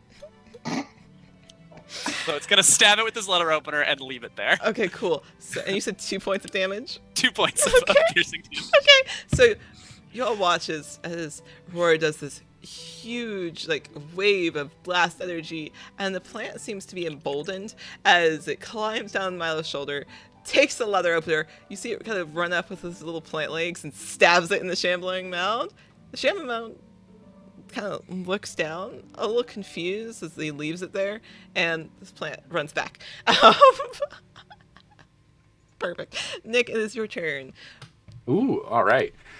Joel is gonna run up to it, square off, Okay. and start punching it. Okay, you punch the shambling mound. Roll a hit for me. All right. This is such a creative group. Oh, well, one of those is a natural 1, but the second hit is a 25. Ooh, okay, so yeah, welcome guys. Thank you for the raid. Galaxy's Hey. Raiders. Galaxy's and Necromancy. Thank you. I love that name. Perfect. So we appreciate you guys.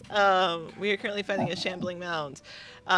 So you kind of walk up and go for a jab. 1, 2. That first one, he kind of dodges out of the way as he's trying to pull this leather opener out of his leg or shift it out. But that second one, you come up and you hit it square in what you presume to be its face. How much damage are you doing?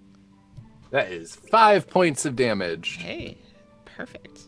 Perfect. You guys are making a dent. Perfect. All right. I would like to spend a key point to do flurry of blows. do it. Nice. So you guys just watch as he runs over. He kind of goes for a jab, misses one, comes up with a second hook and hits what you presume to be its face. And then Another natural 1 and a natural 19. what is with these natural ones? So you come up for another swing with that same arm and you miss again, but you're like, you recorrect very quickly as you come up again. How much damage is the second one? Second one is 8 points of damage. Ooh, perfect. All right. right. Perfect. All right, yeah, you come up with that second blow as once again you punch it square in what you presume to be its jaw. So you just jab at this thing. Very nice. However, it is the shambling mound's turn. I would like to say, Nick, we went from a 7, or you with a 14 to the mound to roll a 7, then a 5, then a 2, then a 1. So none of this was great. Perfect. So the shambling mound is actually going to, let's see. It's going to try slamming into you, into Joel as he's just doing these jabs. Oh.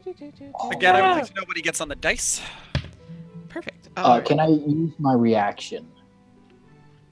What's your reaction? So I would. Okay, let me first ask this: would I be 5 feet from the creature? Yeah, you're basically right there. You were standing next to Milo, Okay. arguing with him. Yeah, you're basically right there. What would you like to do? Okay, so I'm going to use Hold the Line, which is a creature provokes an opportunity attack when they move. Wait, be moving 5 feet away from me? Yeah, he would be moving. Okay, then yes. Then within my reach, if I hit the creature with an opportunity attack, the target speed is reduced to 0. Would that? Yeah, you could use I don't it. know that. How? Ooh. Yeah, you can use it. All right, let's see. Let me use D&D Beyond. Let's see how this does for me. Do you have to roll to, or does he need to make a save? I have to roll a hit, so I got a 14. Okay, you barely miss. Ooh. You just barely. So yeah, it was a very good try, but you see him about to slam into Joel as you're like, wait, and just barely as it just kind of grazes past. Nick, what is Joel's AC? Let's go with 15. I was gonna say, which one do you want? You said 15? Yep. Okay, so great. He goes to slam into you, but gets distracted just enough as he hears that something whiz by him, and he turns to look as he doesn't hit you. You barely able to step back out of the way. Perfect. All right, and he is. Let's see. Does he want to do anything else? Is the question. So at you trying to do that to him, he's going to turn on you. And what is your AC? Me? 16. Okay, great. So instead, he's going to turn on you and slam into you as you kind of grabbed his attention trying to hit him. Hold on. And he is going to slam into you for 10 damage as he just kind of takes that little bit of movement and slams square into your chest. 10 damage for you, sir. Hurt. But then, Not dirt. Not dirt. As he slams into you, Milo, you look over. It is your turn. What would you like to do? Okay. You know that dagger that was very conveniently stabbed into the creature? I do know that dagger that was very convenient. I'm going to pull out a book on blacksmithing, and I'm going to read from it, and I'm going to cast heat metal. Oh, Nice. smart. Does he need to make a save? He can't. He's not carrying it, so he can't drop it. So he just, it's just there. It's just So there. he takes 2d8 fire damage. I was about to say it's just there. Takes it off. He can use his action to pull it off if he wants. 13 fire damage. 13 fire damage. Because this like ornate letter opener just starts burning. And all you can smell is like the smell of grass burning. Just kind of fill the air as you look and see just a little bit of spark almost coming off and singe coming off of the shambling mound. Very nice. Is there anything else you'd like to do? So that's my bonus action. I don't really have anything to do with my action. So I'm gonna back up. Okay. Back up like 15. I want to make sure I still can see it through the forest, but I'm gonna back up far enough that there's like some trees between me and it and like terrain and So and it takes that on the start of your turn, correct? Or is it its turn that it comes back and takes more? It'll be on my turn. Okay, great. I just want to make but sure. It has disadvantage on attack rolls. Yes, it does. Perfect. Cleric, it is your turn. So you just watched as Milo looked over and was like, oh no! And kind of waved a hand as the shambling mound started burning and you could smell the smell of just fire and grass. Yom definitely didn't notice that Milo was the one who started is doing this new fire. But Yom is like, that clean boy would back away. He ain't ready with the dirt and he eats. And Yom's just going to use both of his attacks with his war pick to go and like to try to tear up the shambling mound. All right. So I'm gonna try the first hit. I'm gonna try on D&D Beyond. Is that a? Oh, that's a nat 20. Ooh, Woo! cool. Let's go. Spicy. Oh, good. Would you like So double dice or double damage? I'll do whatever D&D Beyond is because I can just give me that. So I think it's 2d8 plus 5. Okay. So If that's that is for its base damage, we can do double damage if you would like. I normally leave it up to the party. I don't know what you guys more prefer. it's up. I mean, it's up to everybody. I don't mind doing double dice and just leaving it at that. I like double damage, but I'm down with whatever. Yeah, I'll do double damage. I usually do Great. max plus, You know what? but That's You what know I what? do. It's a one shot double damage. Okay, yeah. that I got a 19. 19. Perfect. Yep. So 19 Nice. doubled? Or just 19 base? Was that the base that 'Cause you got? it's 2d. It was 2d8 plus 5. So should I roll again and then double that? Wait, isn't 2d8 already the crit? Yeah, that's what I'm thinking. Okay, so my Okay, bad. okay, Let me- yeah. I was it like, only- I wanted to make sure. So Yeah, 19 let me reroll points it. of damage? So that's 11. So that would be 22. 22? Perfect. Okay, perfect. Thank you. And then on that hit, I'm going to use Unwavering Mark. So what that is when I hit a creature. Hold on, get out of here. Get out of here. What did I just say? There's just all these things on my screen now. So whenever I hit a monster, Mhm. you can mark them. The effect ends early if you are incapacitated or you die, or someone else marks the creature. If it's within 5 feet of you, a creature marked by you has disadvantage on any attack that doesn't target you. In addition, if a creature marked by you deals damage to anyone other than you, you can make a special melee attack against the marked creature as a bonus action for your next turn.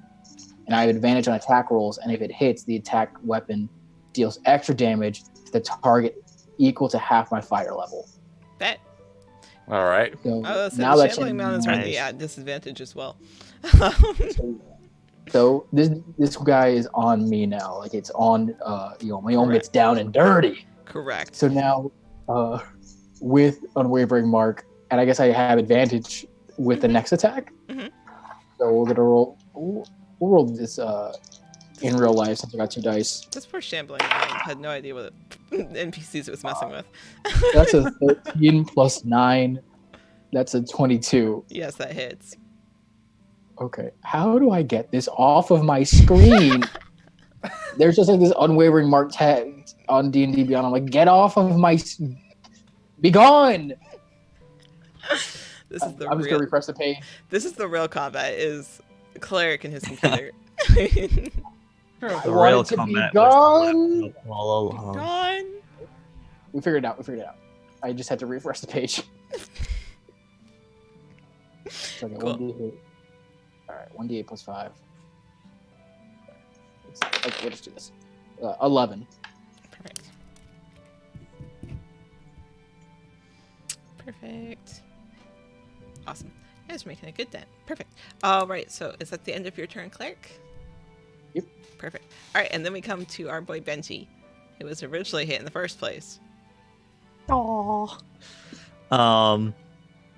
it's still like right in front of me currently, right? It's turned his attention off of you onto Olm, but it is still right there. I'm just gonna say, hey, that wasn't very nice. I'm gonna bring up my staff that I have that's topped with like a reddy pink flower. I'm just gonna bonk it and I'm gonna polymorph it. Please make me a wisdom saving throw. What do I need to beat? 17. Oh God, you said wisdom. Okay, cool. He's got a plus 0. I rolled a 3. He's a rabbit now. What the fuck even is this? He's a rabbit now. So you turn the shambling mound into a rabbit, which now has like weird little mushrooms, like red capped mushrooms all over its back as well. Like it's a green rabbit. It's a very strange looking wild rabbit. As it just kind of falls to the ground there. This poor thing. God damn. Oh. So Could I'll I? never survive in the wild. I'm just gonna pick it up. Just hold it. Wait, before you pick it up, can I make the argument that since it shrank, it left 5 feet of area of me, and Eon would take an opportunity attack? You I have to mean- use your action or reaction. You can't. You don't get it off of that. You only get it if the Okay. creature uses a Yeah. reaction, action, or movement. Okay. Make it sure. Just make sure. It technically did not move. Yeah, and force movement doesn't trigger attacks of opportunity. Alright, you're good. All right, you pick it up. Okay, Benji, you're holding the rabbit. It's so adorable. Look at it, just showing it. It's like it's very Look at- cute now. Look I at wish you, Milo Benji. was- You made an abomination. Because I would dispel magic. I'm a But I'm a it's smash. you. I'm gonna smash it. No, This- don't smash it. It's fine. We can just let it go and keep going. It'll last an hour. That sounds Not great. sure. I like this. I like that plan. Molly's gonna scoop up my letter opener and come running back to me.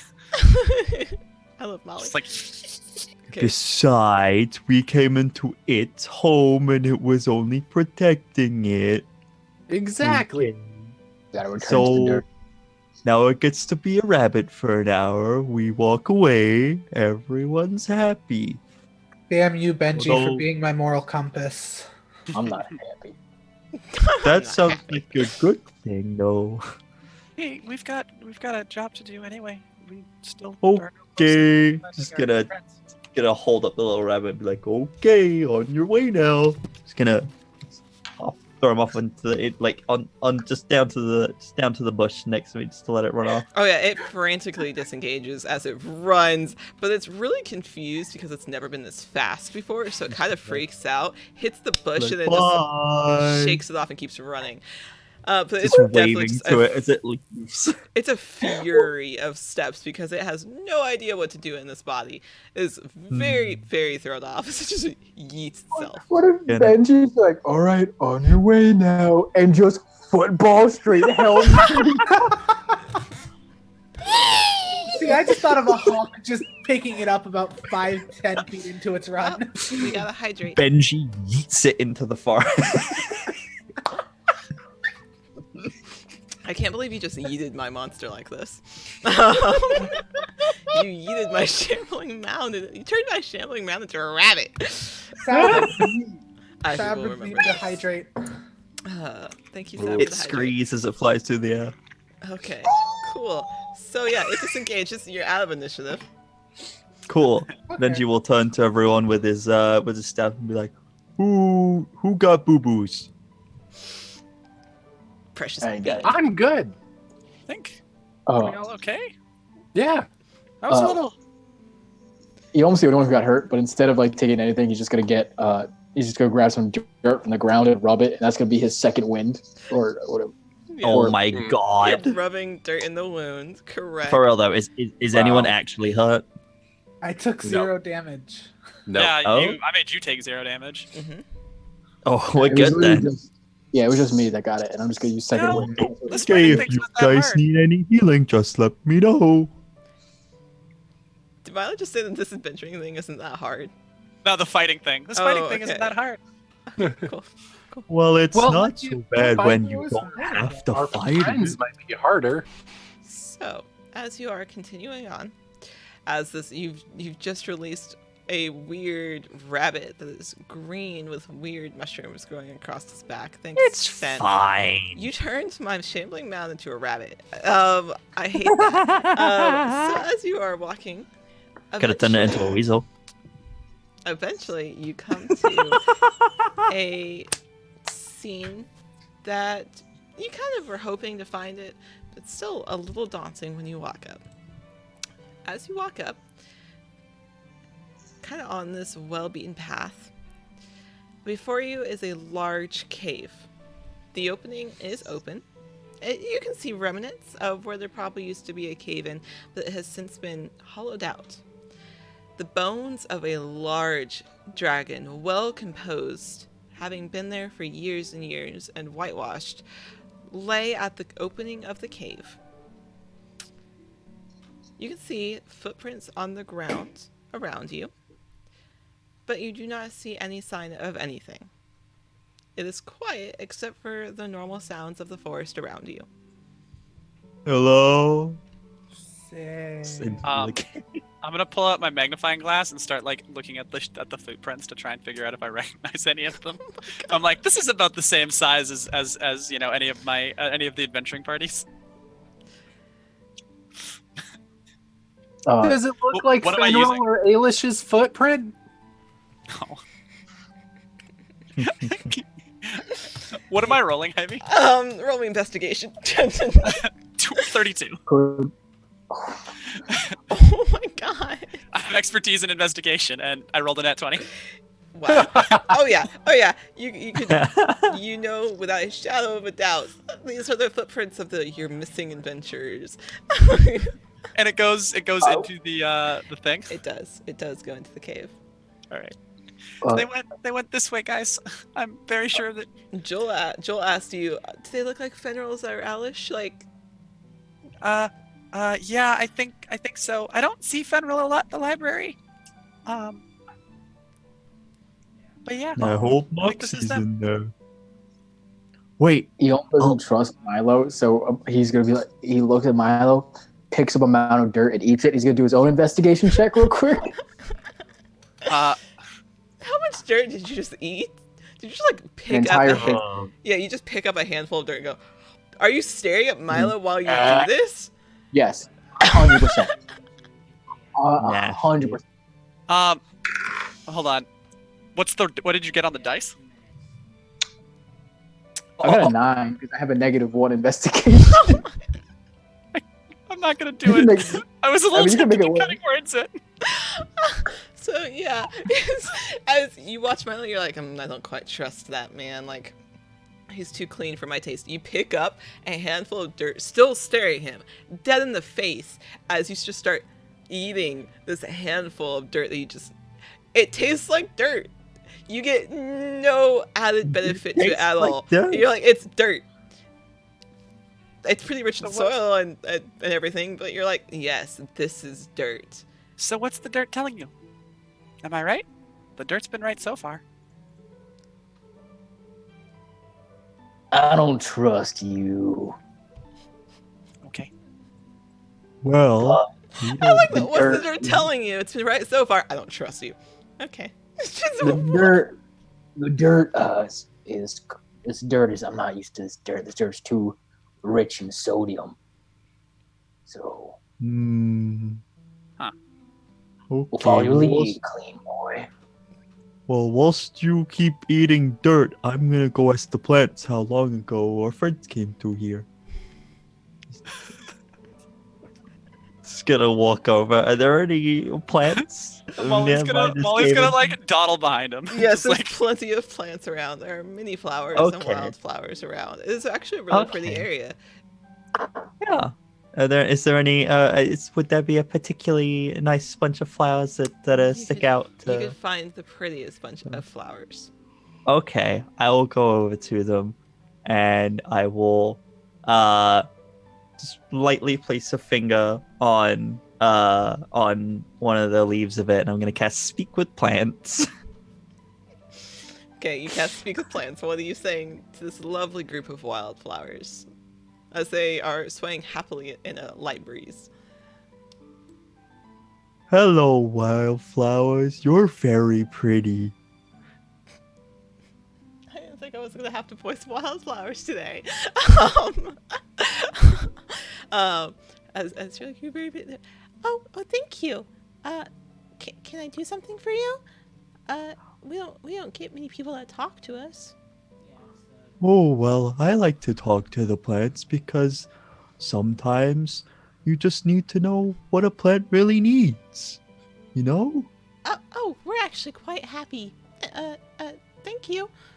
Well, that's really good. I'm glad you're happy out here.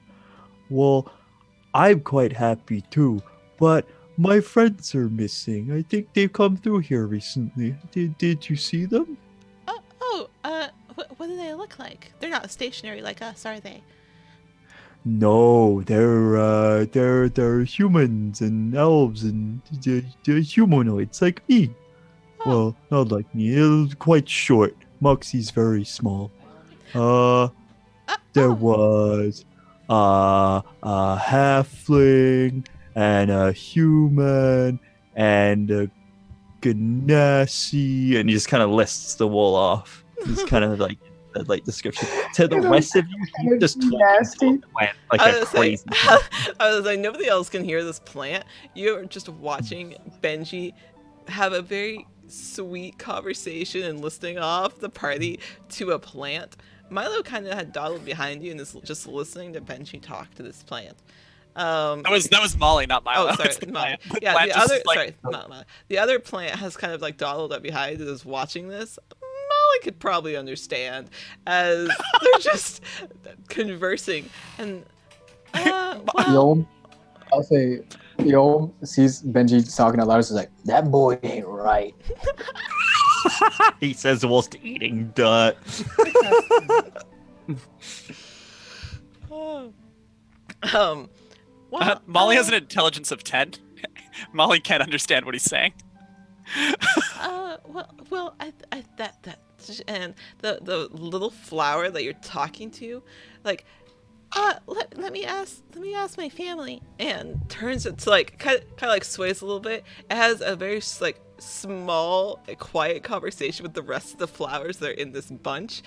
And you could hear like just the smallest of voices they converse back and forth, and then the flower, yeah, they came back through here a day or two ago. They're in the cave. Oh, 2 days ago? I didn't see them come back out. Nobody else did either. No, we haven't seen them. That's why we're out here. Well, normally I don't come out this far, but I'm glad I came out this far because I was able to meet you, and you're lovely. You're very helpful. What's your name? Oh, I don't really have any. I'm just a bunch of flowers. Oh, would you like a name? Oh my god. Ben's over here naming wildflowers. Screw the adventurers. Yeah, you can give me a name. I didn't think this far. Fuck. Damn it. Benji, DM making tax you evasion. question names. Uno reverse. I would like to say, if we are vaguely hearing this conversation, Aurora would say that. Benji, name them tax evasion. I like pretty. that name.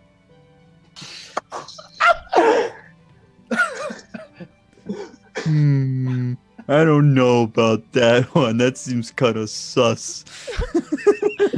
Kind of sussy. As Benji and this flower are having this conversation, because the flower genuinely seems to really love that name, and Benji's gonna try to probably talk them out of it. Aurora and Noel, what are you doing as you've watched Milo and Elm have this interaction where he ate dirt? Molly is currently behind Benji. What would the two of you like to do? If anything. You just told Benji to name the flowers tax evasion. Yeah. I'm trying to think. If anything. If no one's gonna stop me, I'm gonna start heading into the cave. Okay. Jola would follow.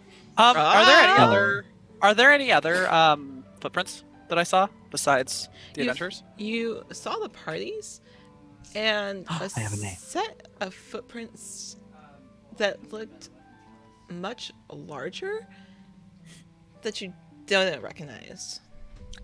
Can I try and identify them somehow? You may. What should I be rolling? That is a good question. Let's see here. Also, Ben, what did you come up with for a name while I do this? Yeah, he just thinks for a minute. It's like, maybe tax evasion is not the best name. He's just like, what about Sunrise? Oh, I really like that. I like that.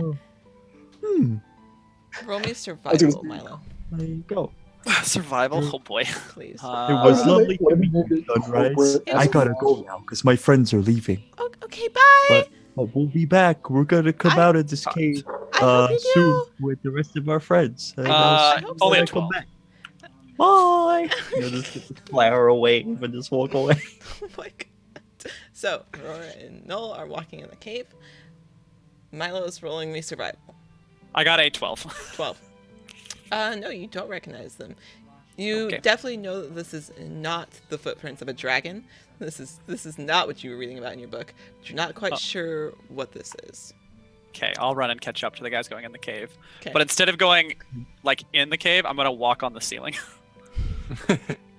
How? You're a show off. You know that? And that's coming from me. I just, want to be able to see from up here. You guys down there can see. I can see from up here. We've got eyes everywhere now. Can I investigate? You walk on ceilings, and I got my library card taken away for breaking one bookshelf. You broke a bookshelf? Wait. Yeah, that's because you broke the bookshelf on purpose. It looked breakable. I wanted It to is test breakable. your wares. You're They gotta supposed to be sturdy. quiet in the library, and breaking things isn't very quiet. Nick, That's you not- asked to roll investigation, or Yeah, as we're starting to step into the cave, I'm just like trying to keep an eye out for things look like waiting to jump out at us or like. I would like to do the same. sure.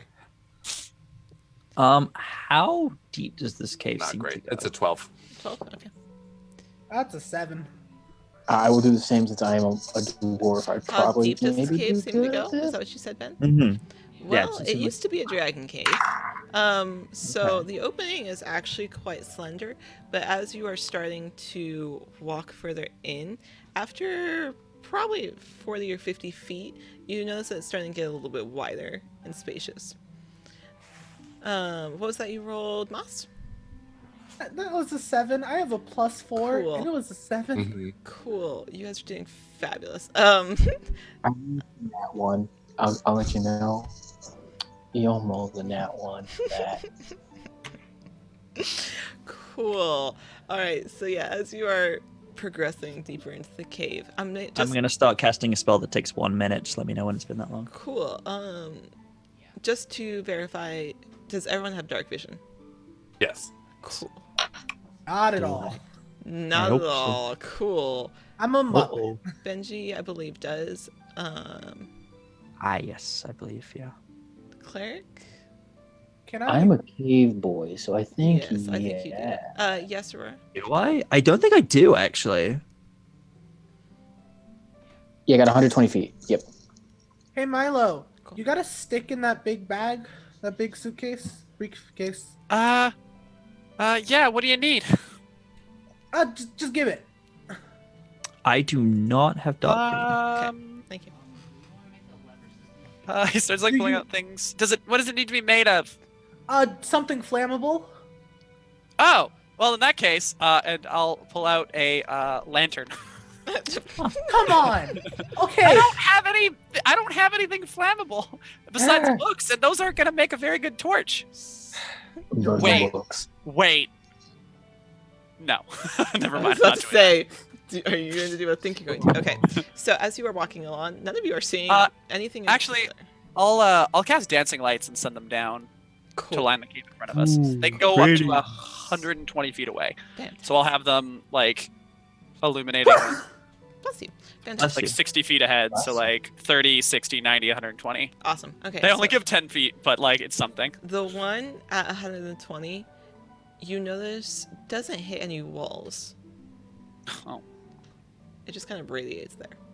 As you are walking along the roof, you just see a couple bats, minor things. They kind of fly out of the cave once you all walk by. As you are approaching that one at the 90 feet, you can look out and notice that the cave mouth of the inside is wide. This looks like a very spacious cavern that you are about to be going into. Okay. Anything else before you guys walk further? Yes, Uh, Ben. It's been a minute. It has been a minute. Cool. During that time, Benji was kind of muttering to himself, and he kind of comes to the end of this kind of 1 minute incantation, kind of spinning his staff and just plants it in the ground. And a kind of wave of energy comes off as I cast Commune with Nature. Within 300 feet, up 300 feet. Is it? Oh wait, no. Land within 3 mi. Yeah. The outdoors spell gives. Okay, that's 3 miles. Cave. Okay, so for 300 feet, I can detect terrain, bodies of water, plants, minerals, animals, or people. I can also pick up powerful celestials, fae, fiends, elementals, or undead. Cool. You can stop reading. I can detect Benjamin, from others. as you Yes? cast that, you get to that 90 feet in where that light is, Mhm. and you cast that after it's been like a minute, and you start to get a ping ahead of you. Uh-oh. And the terrain that you can you can kind of feel it really down through your feet as you almost can sense ahead of you is a large cavern, huge inside, big enough to hold a dragon. In the terrain, you can feel you get a sense of a cliff off to one side and a fiend-like creature moving within. Oh. Oh. I relay that information to the party. I'm gonna drop dancing lights, and then I'm gonna pull out a book, and I'm going to start very quietly reading the story of Tobias the innkeeper, who held off an entire goblin horde from his little village with nothing more than a tankard of ale, and like just being just like filthy the whole time, because I'm like, this feels like a hero that everyone here can appreciate. Tell me when a minute's up. Okay, cool. I'm deep in conversation with myself. Yes, yourself. Sounds like with yourself. Cool. All right, you're deep in conversation with yourself. Okay, here's what I can. I'm sorry, Nick. Is there any? You're fine. What would you like to do? Oh, okay. So my Eom would definitely be on top of Hilf, and he's in a cave. Mm-hmm. So here's what I'm thinking. Eom, you relay that information to Eom.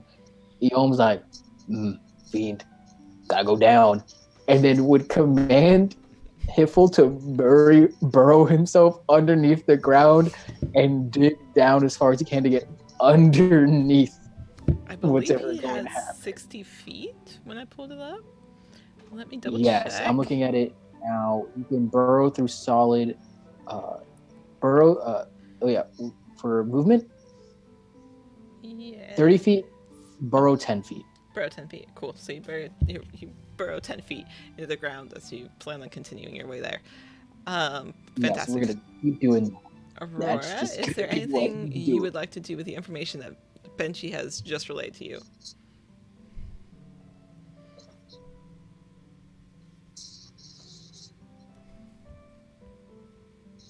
I know what I would like to do.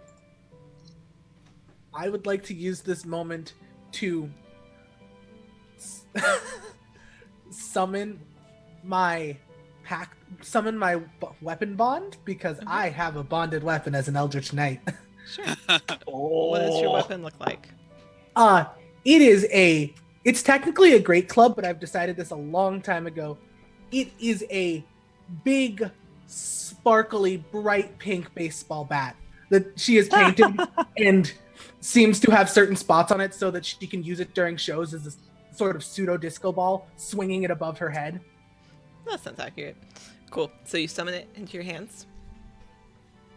Perfect. Noel, is there anything you would like to do while you're deep in conversation with yourself? Nope. Okay, perfect. Are you guys continuing forward? I will slowly, but Yeah, I want to if we complete do- my minute. Yeah. So I didn't detect the adventurers? You did. But you I did. You detected 4. Oh no. Oh no! So I detected. Are they down there with the fiend? They're off to one side. You kind of could feel They're through down that there. sense of where they might be. They're Mhm. not near the mouth of the entrance. You Yeah. detected 4 and 1 fiend. And they're but they're still down there, right? They're still in the cave, yes. Like off to one side. Yeah, they're just deeper into the cave than this fiend Mhm. currently was detected. But you detected Okay. 4. But they're within 300 feet, Mhm. so that's something. So you all are going forward. Yeah, I'll finish casting motivational speech Cool. as at 4th level. So Ooh. everyone who is within 60 feet Ooh. gains 10 temporary hit points, have advantage on wisdom saving throws, and if you are hit by an attack, you have advantage on your next attack roll. Ooh. And 10 if you keep HP, those- and then yeah. you'll have to And then remind eventually me no, of those. that I was about to cast my motivational speech, so Could. It works. I might actually do that anyways. I just go, all right, team, I guess, huddle up.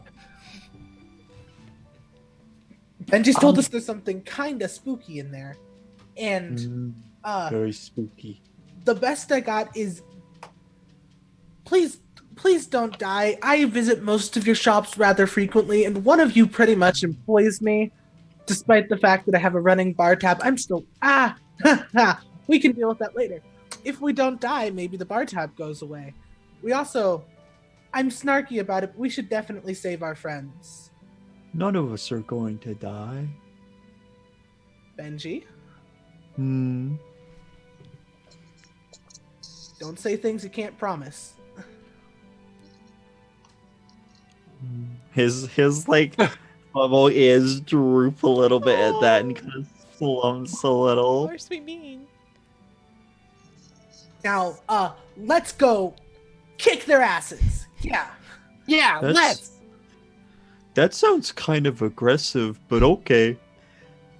So that is motivational speech, which I cast at 3rd level, which gives you an extra 5 temp HP. They don't Ooh. stack. An extra. They don't stack? They don't. Temp No. HP doesn't stack. You get 1 set of temp HP. Sadness. Oof. I will let you retcon So, if you'd like Maybe to. I'll get 15. Yeah, then I'm gonna retcon I'll it. say that you still Yeah, gave the yeah. speech, but Yeah. You since- still get the speech. Yeah, cool. save the spell slot. Cool. So I thought you were just doing it for a character moment. Yeah, you as can't. You all Yeah. progress forward. Are you being stealthy, or are you like, well, we know where they are? I am definitely being stealthy. Roll me stealth if you're being stealthy. Stealth. Yup. And then Ooh. I will get you I will guys try to to be stealthy. where I want you, and then we will take a break. Nice. 25. Cool. Hell stealthy. Should I do that since I'm rolling? 18. Since I'm underneath the ground. Yes, you absolutely can roll stealth.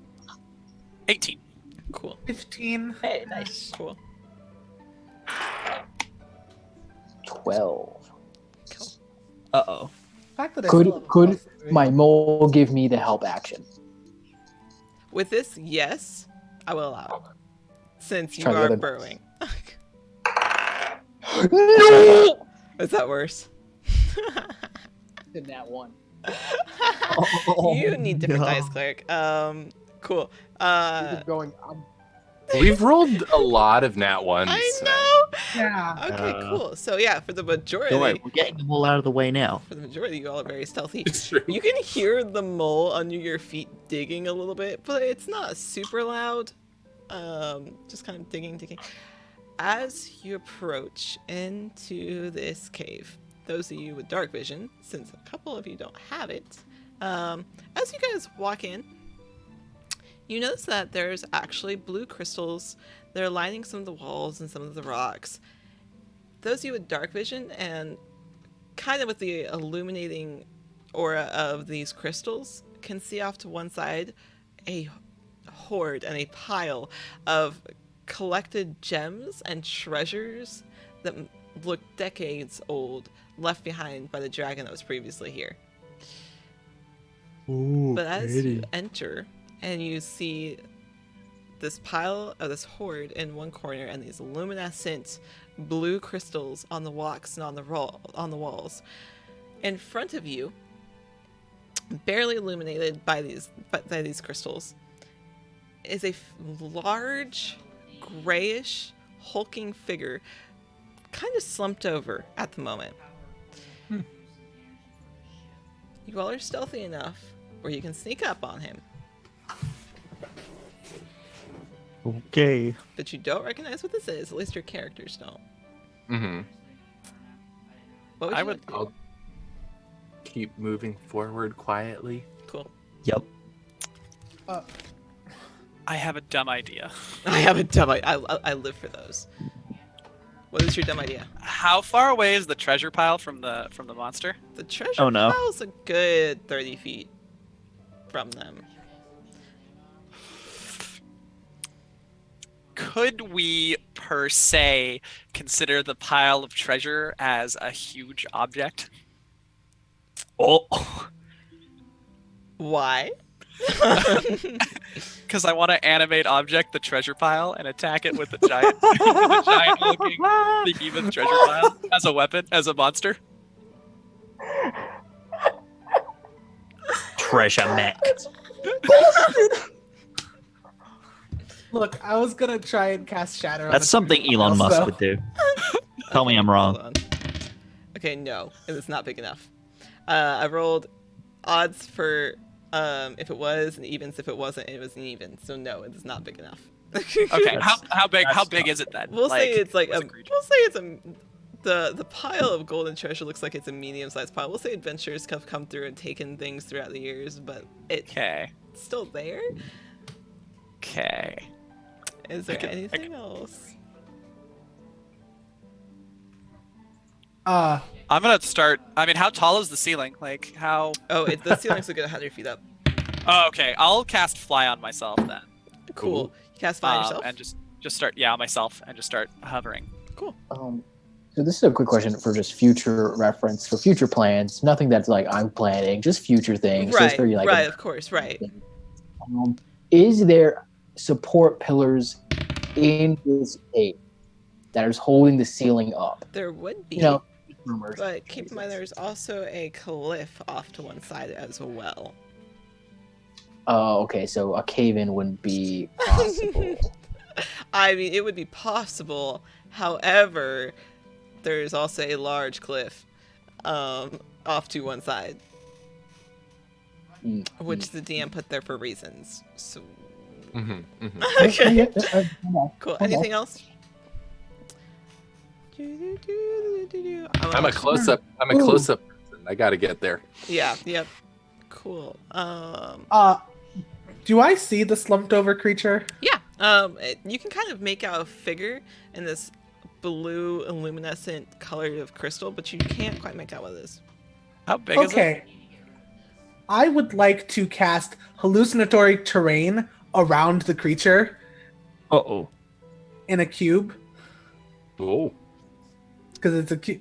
What save does he need to make? It's a spell save for disbelief of it once he wakes up if he's slumped currently. He's not sleeping. Oh, okay. Okay, that's different. Never mind. Cool. Never mind. What was the lowest roll for stealth besides cleric, because he is currently Well, burrowing? Probably a 15. Cool. Okay. I got a 12. Okay, never mind. Okay. Cool. Wait, no. I don't remember what I got. That's fine. So Milo, in your head, you hear a very gruff "Get out!" Oh no. as this large creature turns around, and before you stands a devourer with one of the adventurers in its chest cavity between its ribs. And it's there that we will take a break. monstrous. Absolutely monstrous. Gosh. Criminal. Cool. Eh. We will take 10 minutes, and then we will be back. Everything got to stretch your legs and everything else to get ready for this. So, Ivy, how could you do this? stretch your Wow. legs, get something to drink, and we'll be back in 10 minutes. Oh my god. That's really monstrous.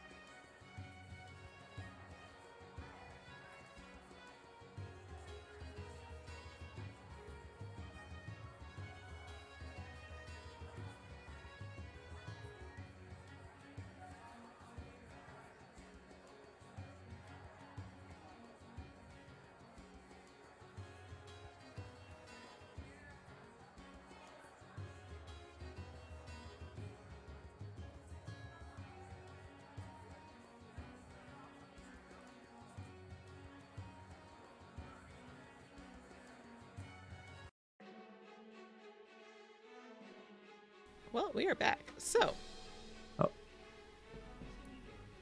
Oh, gross. Yes. I Gross, know we it gotta looked deal like with this. I hate it. There is a shambling mound. So. Moss, what was it you wanted to do? Yeah, that's a shambling mound. I see the Devourer, and I just immediately cast Shatter at it, right at the point of middle of the forehead, right between the ears. And Shatter is just, fuck you, buddy. Cool. Doesn't need to make a save. Do you need to roll a hit? It's a con save. It's a con save? What is its con? That's a good question, actually. Okay, cool. What is the save it needs to be? 16. Okay, bet. Okay, bet. That's an unnatural 20. Nice. So yes, it does beat your shatter. It's still half damage, so... It's still half damage, so how much is the half damage that it's going to take? Let me go ahead and roll that.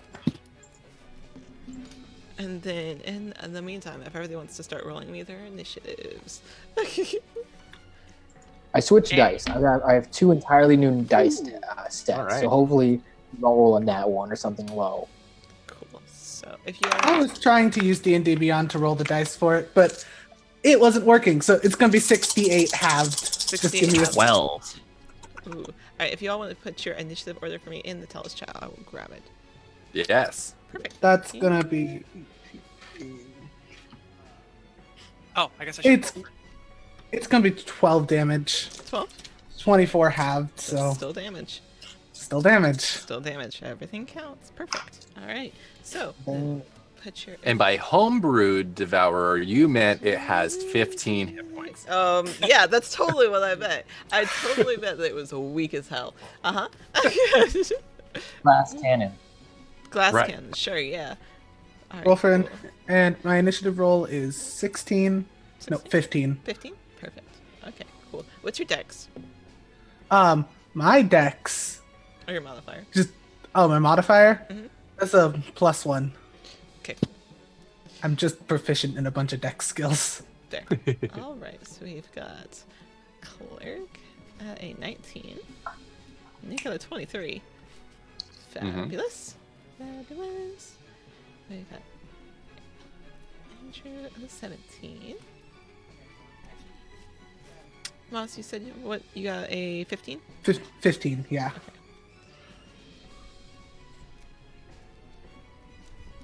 Moss, 15. Cool. Ben at a 12. And Molly at a 10. Cool. I put plant/Molly. 1, 2, 3, 4, 5. Cool. Okay. All right. So, Nick, you have first initiative. All right.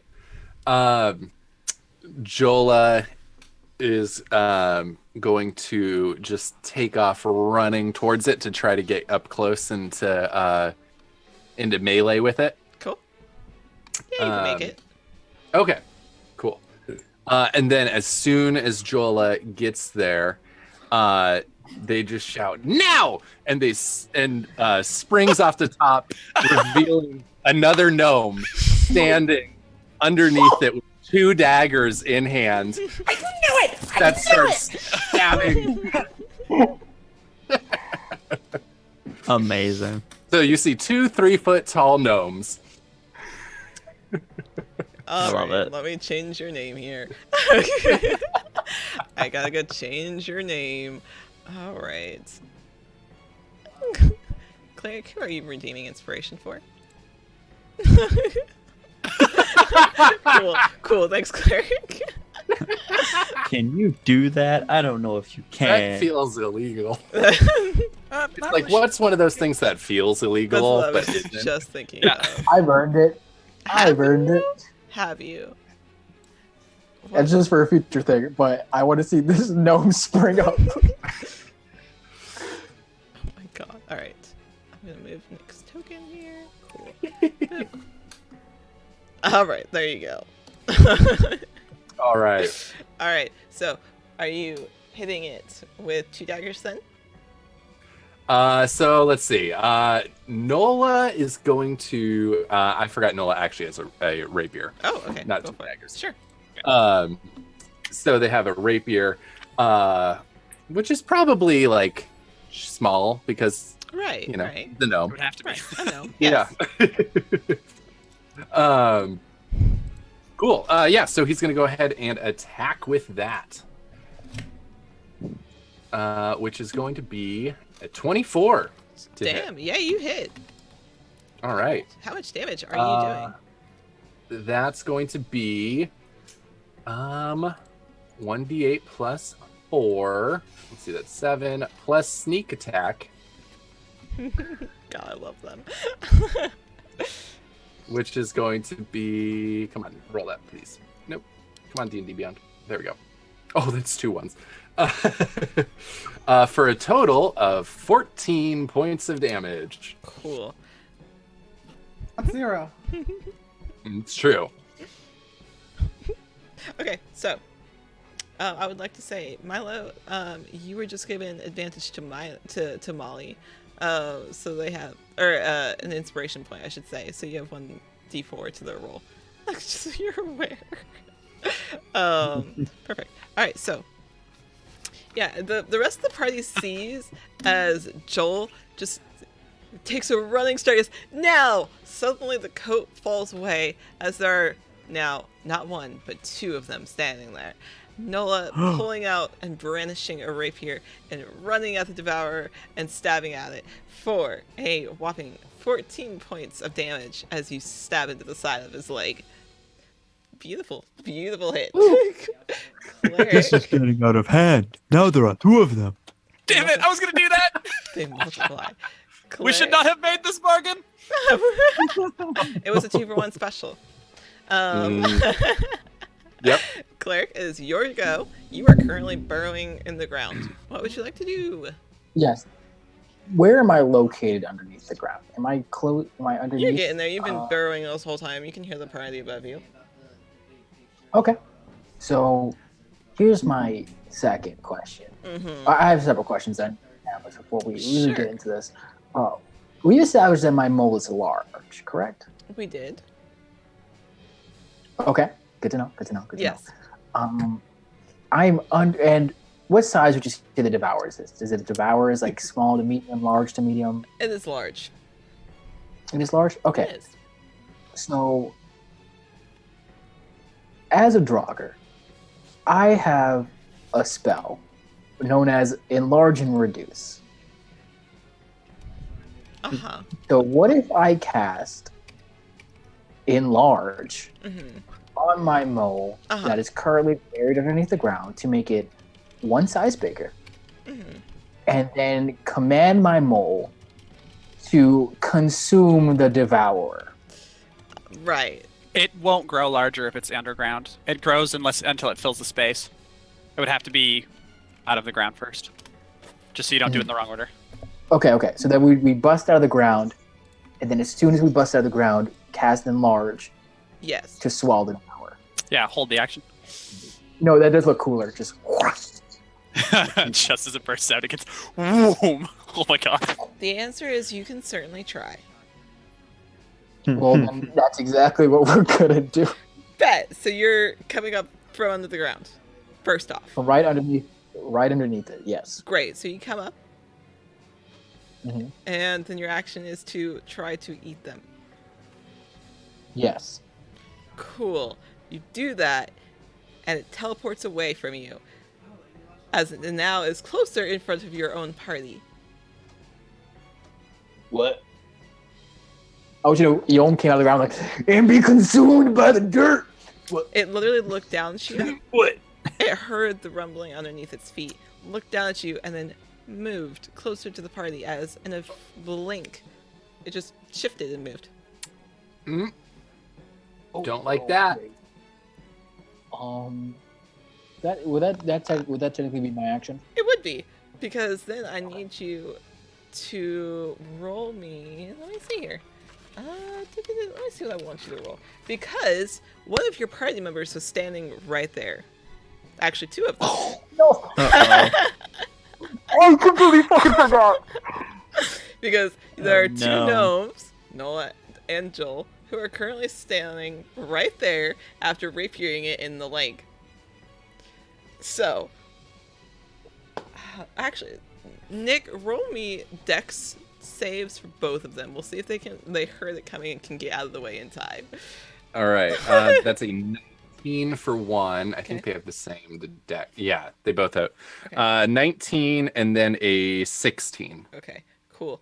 Yeah. So, yeah, you're able to quickly kind of move out of the way as you dive headfirst into the dirt to avoid this large mole that just came out of the ground and attempted to swallow the devourer, which then jumped closer to the party.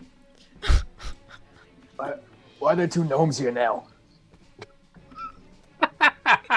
Right after that, it's Joel's turn. So, Joel, you've just dived head first into the dirt as you watch the devourer move closer to the rest of your party. What would you like to do?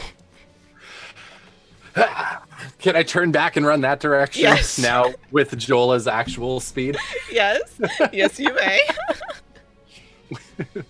The rogue was the slow one. I know. And then, I'll go ahead and just start punching it if I can reach him. Okay. Yeah, he moved about 15 feet, so you should be able to get there with your movement speed. Okay. You're just gonna hit it? Yeah, I pull out a quarter staff off my back and just start whacking its toe.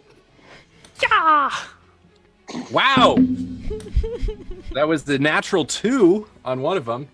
Let's go. But the other one is a 19. Cool. The 19 does hit, the 2 does not. Yeah. So you run up, you try to bash its toe. The first time you miss and you hit the dirt beside its foot. The second time you hit square on its big toe. How much damage are you doing? That is 8 points of damage. Cool. And then I would like to flurry of blows Go for it. with another key point. Sure. You spend a key point to use flurry of blows. How much are you? I am putting that die away. Oh. Okay. It's the same. Wow. Nope. Okay. The other die I grabbed rolled a natural 3, so not much better. Cool. But then that's 26 on the other one. Okay, so the 26 does hit. The other one does not. Mm-hmm. And then that's 9 points of damage. Perfect. Yeah, so you run up, you use your staff, you hit the dirt beside it, hit its big toe, kind of makes a weird, like, almost calling out in pain, just as it's almost like stubbing your toe on, like, the corner of a table. And then you, fear of blows, you miss that first one. Once again, you are able to hit it again. Perfect. You guys are doing good so far. Perfect. Okay. So, after that, we come to Milo. Milo, you've watched all of this unfold before you. It is now 15 feet closer to you. Okay. So it's about 20 feet in front of you. As your party member busted up from the floor, you're like, what about... Oh.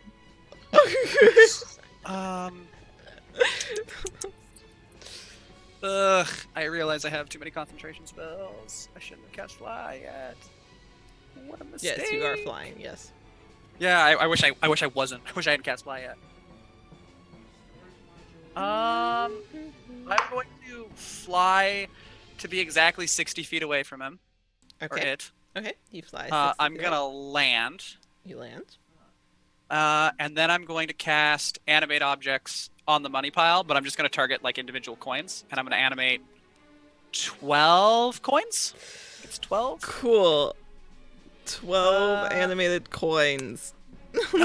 Yeah, each choose up to 10 non-magical objects with range. Yeah, so I'm going to animate 10. 10. So I get 10 coins. Okay, you animated 10 coins. What are you doing with them? Bonus action, I'm going to command them to attack. Okay. So they're going to fly over and just like spin around its head and start like basically slamming into him over and over again. 6, 7, 8, 9, 10. So they have +8 to hit. Oh my god. Oh yeah, animate objects is nutty. This spell is silly. All I could, like, okay, so you just watched his big toe get, staffed, quarter staffed, and slammed into. Then you watched your party member fury of blows. Milo then decides, I'm already flying, and flies over to the money pile, animates 10 coins, and from that money pile flies these 10 coins that immediately start smacking the devourer in the face. So there's a bunch of there's 4 super low ones that I know aren't gonna hit. Okay. I assume 10, 12, and 13 don't hit. They do not. Okay. And then the next, that was a 13. The next lowest is 20. 20 does hit, yes. Okay, so it'll be 1, 2, 3, 4, 5, 6, and they each deal 1d4 plus 4 damage. Okay.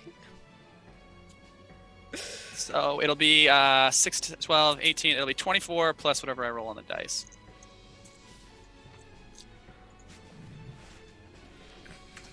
This is the most ridiculous fight, I swear to God. Right. You turned my Awesome. shambling mountain into a rabbit, and you animated coins to hit my devourer in the face. 12, 13, 14, 16 more points of damage. 16? Yeah. It's Awesome. all bludgeoning damage. Awesome. And I'm no longer flying because I landed, and this is my concentration now, so I lose fly, but that's okay. I'll find that later. Cool. I dropped one of my dice. Okay, And okay. then that's my turn because I had to use my bonus action to order the coins. Awesome. So, And they will continue following my command. that's just fantastic. Okay, cool. So, you watch as Milo flies from his position that he had currently been at. He flies at 60 feet over to this large pile of money, and from that money you see 10 very old-looking gold coins fly around the devourer face. A couple of them seem to miss in this darkness. The rest of them, the 6 of them, hit him in the face as he's trying to bat them away, get them away from him. Perfect. He is After welcome that, to try. it is the devourer's turn. So, currently, there are two people in front of him. Cool. Okay. Uh-oh. So, alright. So, Aurora and Benji are the 2 in front of him, and you both don't have dark vision. That's interesting. Oh, no. That's interesting. Let's see here. What do I want to do?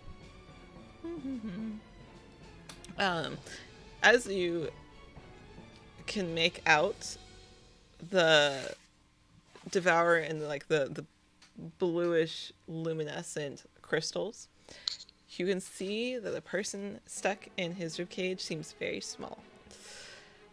No. I like that. No.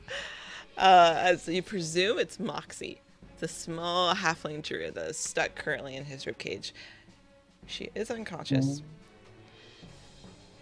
Okay, let's see. So This is what breaks Benji. this is what breaks Benji. So Oh, Aurora, you're not ready. Aurora, he is going to make a claw attack at you. What is your AC? 15. 15? Perfect. Okay, cool. So that's a 17 to hit. So you are going to take 6, 8,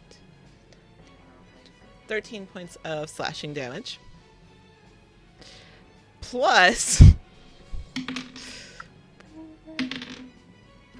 let's see, 4, 6, 7, 8, 9,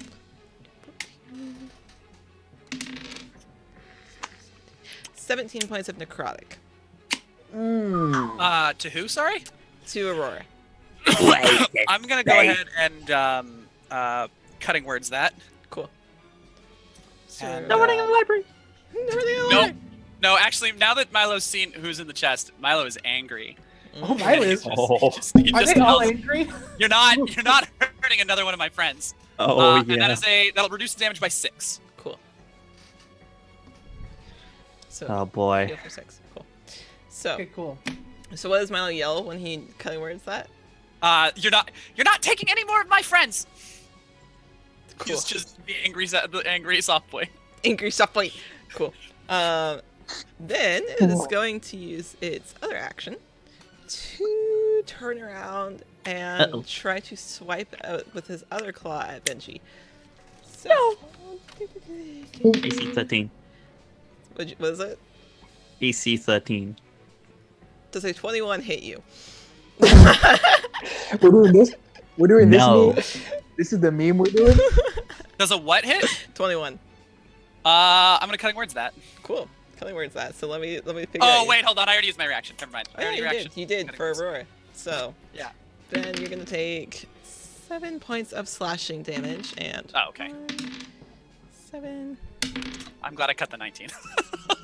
Well, I have temp HP as well. That's just that. That's not like necrotic yet. So, Yeah. Oh, okay. I gotta get close. 14, 15, 16, 17. Ben, you're also going to take 17 points of slashing or of necrotic damage. Ugh. Cool. Why is it spicy? with Haha, I have that- exactly 69 HP. Nice. We did it, Reddit. I hated that. I Okay, hated go. that. All right, What? so cleric's dying first. Cool. That's the goal.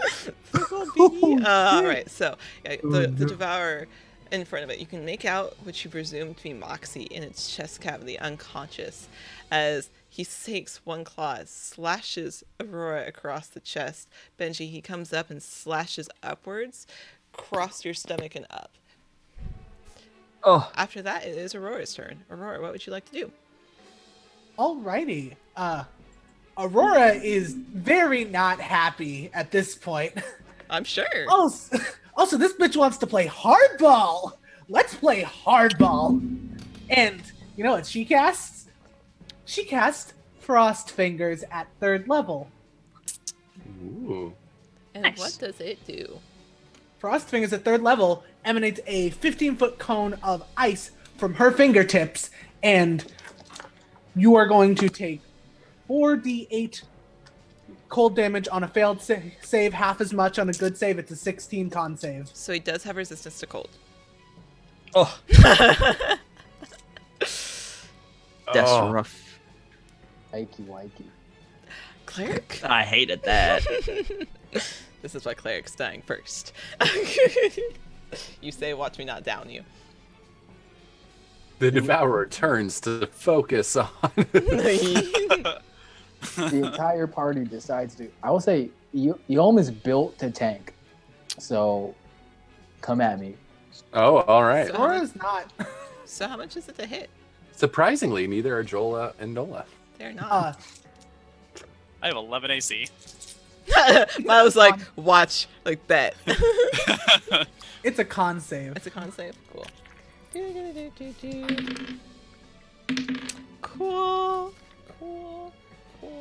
It's a 15. A 15 does not make it. Roll me some damage. Hell yeah, the dice are on my side. You may have resistance, but I did get all 7s. Ooh. So that's gonna be 28 points of damage, resistance that halves up to 14, right? Yes, it does. Damn, that's Cool, still cool, good. cool. Still good. And then Good with math. my bonus action, I am going to wink, finger gun right at Emol, Bardic Inspiration. Please use this.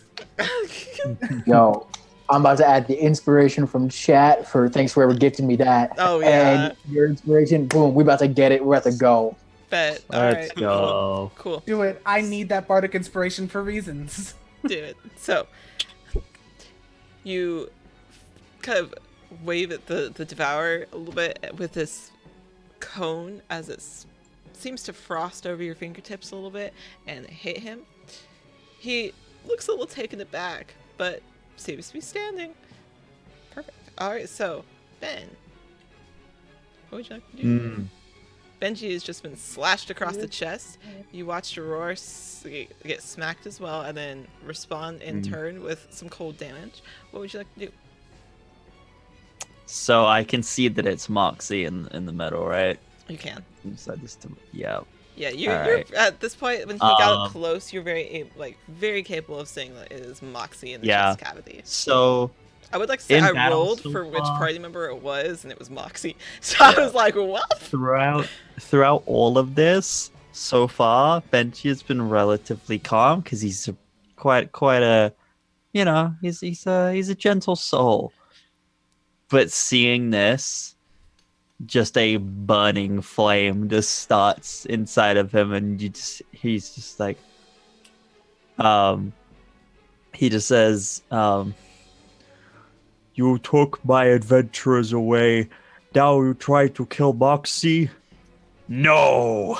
and he starts to grow in size, and the earth itself starts to wrap around him as he turns into a earth elemental using both his wild shape. Let's go! Yes.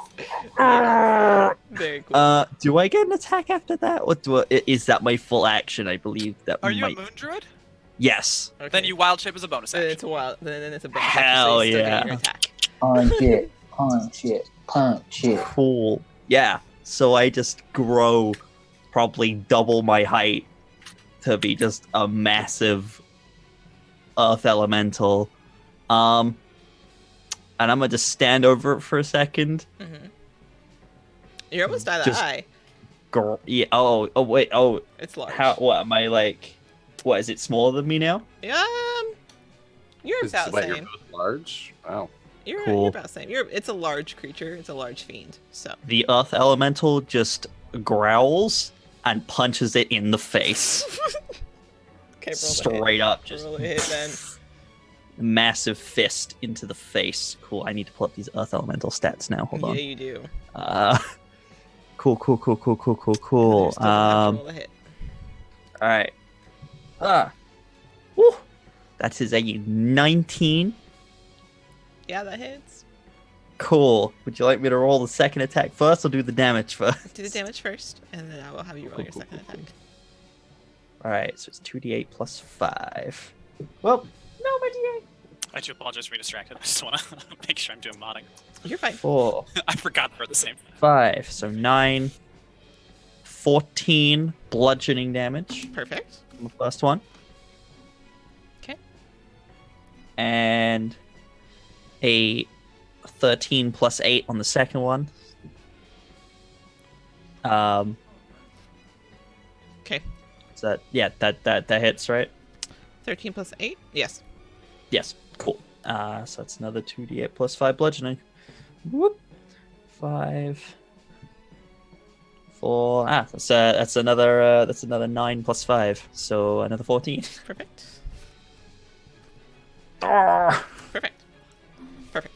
a Okay. great earth elemental. No longer soft boy. Oh my god. Alright, so you're able to, Benji, after being slashed, watching Aurora deal this cold damage and kind of stumbling back, but seeming to maintain its ground.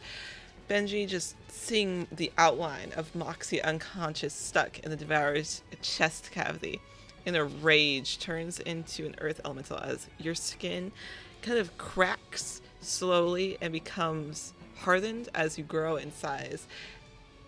Staring eye to eye with this fiend, this devourer, you turn, you swing, and then you bring up your other arm to cut it just across the jaw.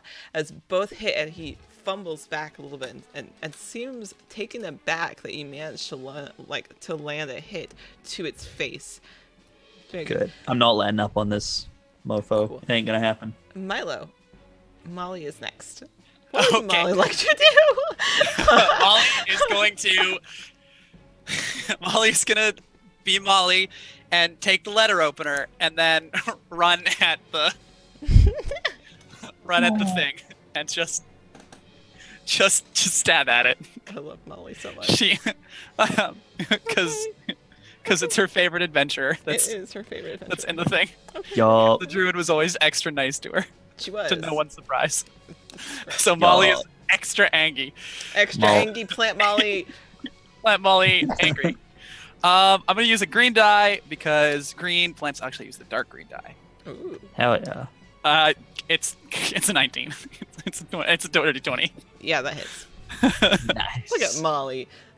Molly's doing the most work right now. Actually, though. Molly 1 does point of the- damage. What? Okay. Perfect. Yo, Yeah, so, Molly's gonna get last hit. so Molly How runs does in. Molly want to do this? She takes the leather Molly- opener, runs with her little plant legs, and stabs into the side of his foot. He just kind of, he doesn't even look. He's too busy focused on the large elemental in front of him. Is there anything else Molly can do? Alright, then it is Nola's turn, so we are back to the top of the round. All right. Nola, can Nola run over and reach him? I don't know how far away he is now. She could reach him. He's Cool. kind of stumbled back a couple of feet as well, so he's a little bit closer than he was. Awesome. He's going to sprint on over and just go for another stab, drawing a dagger with his offhand this time as well. Ooh, okay, cool. So, roll to hit this devourer, this creature. Okay.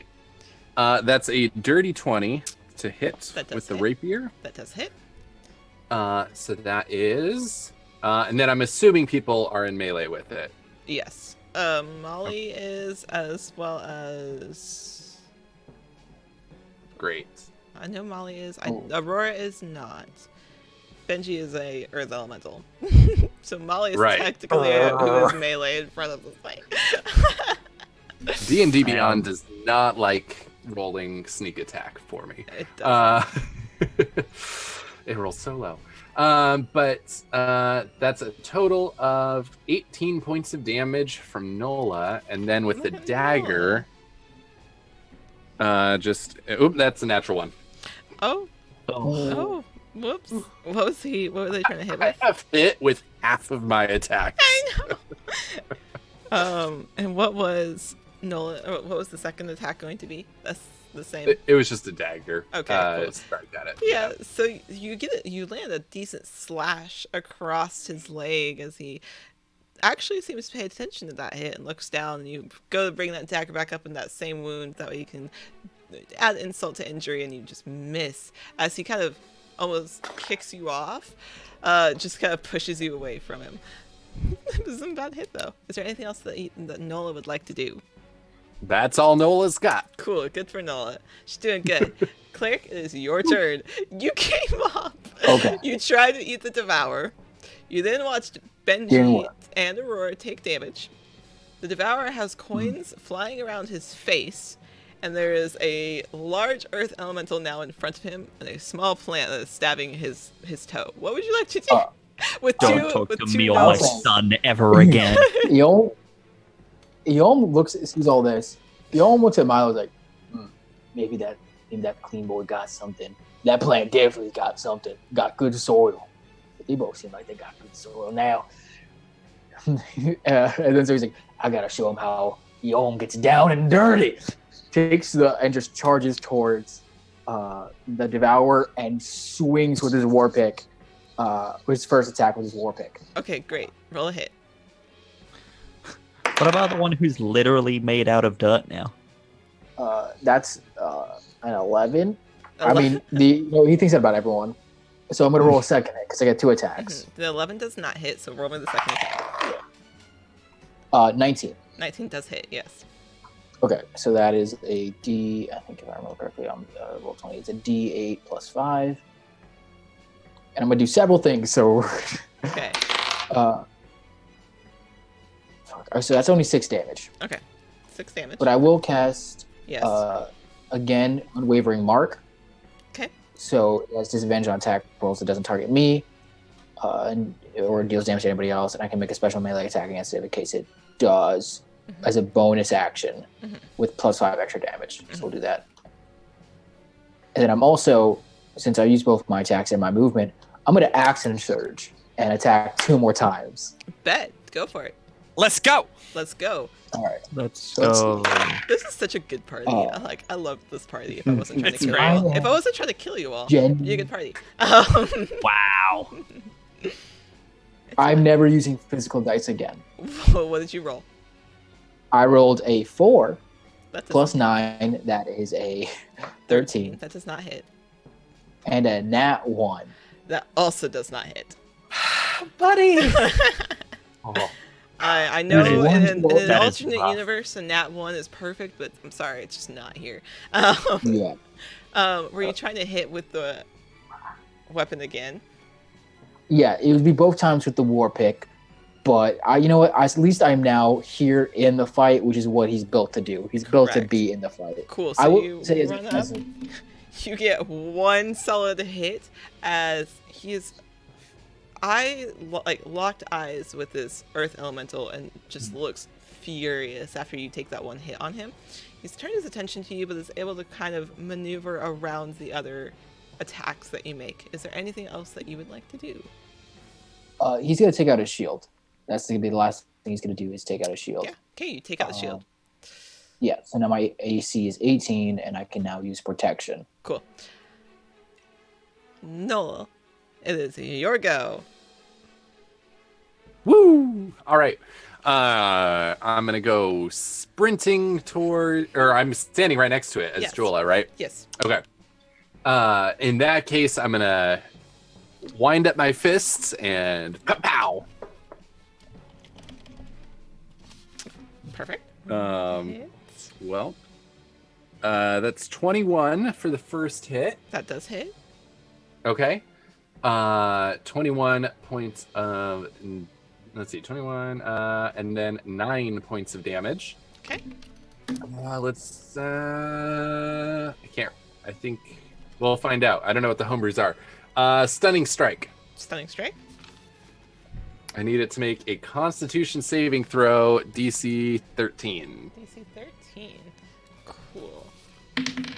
Roll low. That is a 16 plus. So that's 21. Yep. All right. Second attack. Cool. What is the second attack? That's a natural 2. Woo! Second attack does not happen. He gets one good hit in though. So Yeah. he takes this thing, seeing his partner in crime be able to take a good swing. He as well follows up and takes a good swing. Perfect. And dealt some damage. All right, Andrew, what is Milo wanting to do? There are still coins that are flying around his face. Yeah, so they'll keep following my order, so I don't have to use my bonus action to keep telling them what to do. They'll just follow my order until they complete the task. So first, we're going to cast Blindness. Ooh. I need it to make a con saving throw of a DC 17. And then tell me what it gets on the dice, but not the total. Okay. Is it 17? Yeah. What's it get on the dice before you do the total? Well, that's an 18. Yeah, I'll cutting words it. Okay. It's an 11 now. It's an 11 now. Cool. It goes Okay. down by 7. Okay, cool. You said it was what kind of save? Constitution. Okay, cool. Cool. If it fails, it is blind for a minute. So it did fail. Okay. So yes, it is blind. Say the magic words. Oh, is it? Oh, okay. It's blind. It's blind. Okay. Okay. Cool. And then I will bonus action. No, I'm gonna save. I already used my action. I'm gonna bardically inspire. Who's next after me? Moss after the Devourer. I will inspire Aurora. Oh. Very funny because of what I was about to do. Cool. So yeah, you have inspiration. What do you say when you inspire Aurora?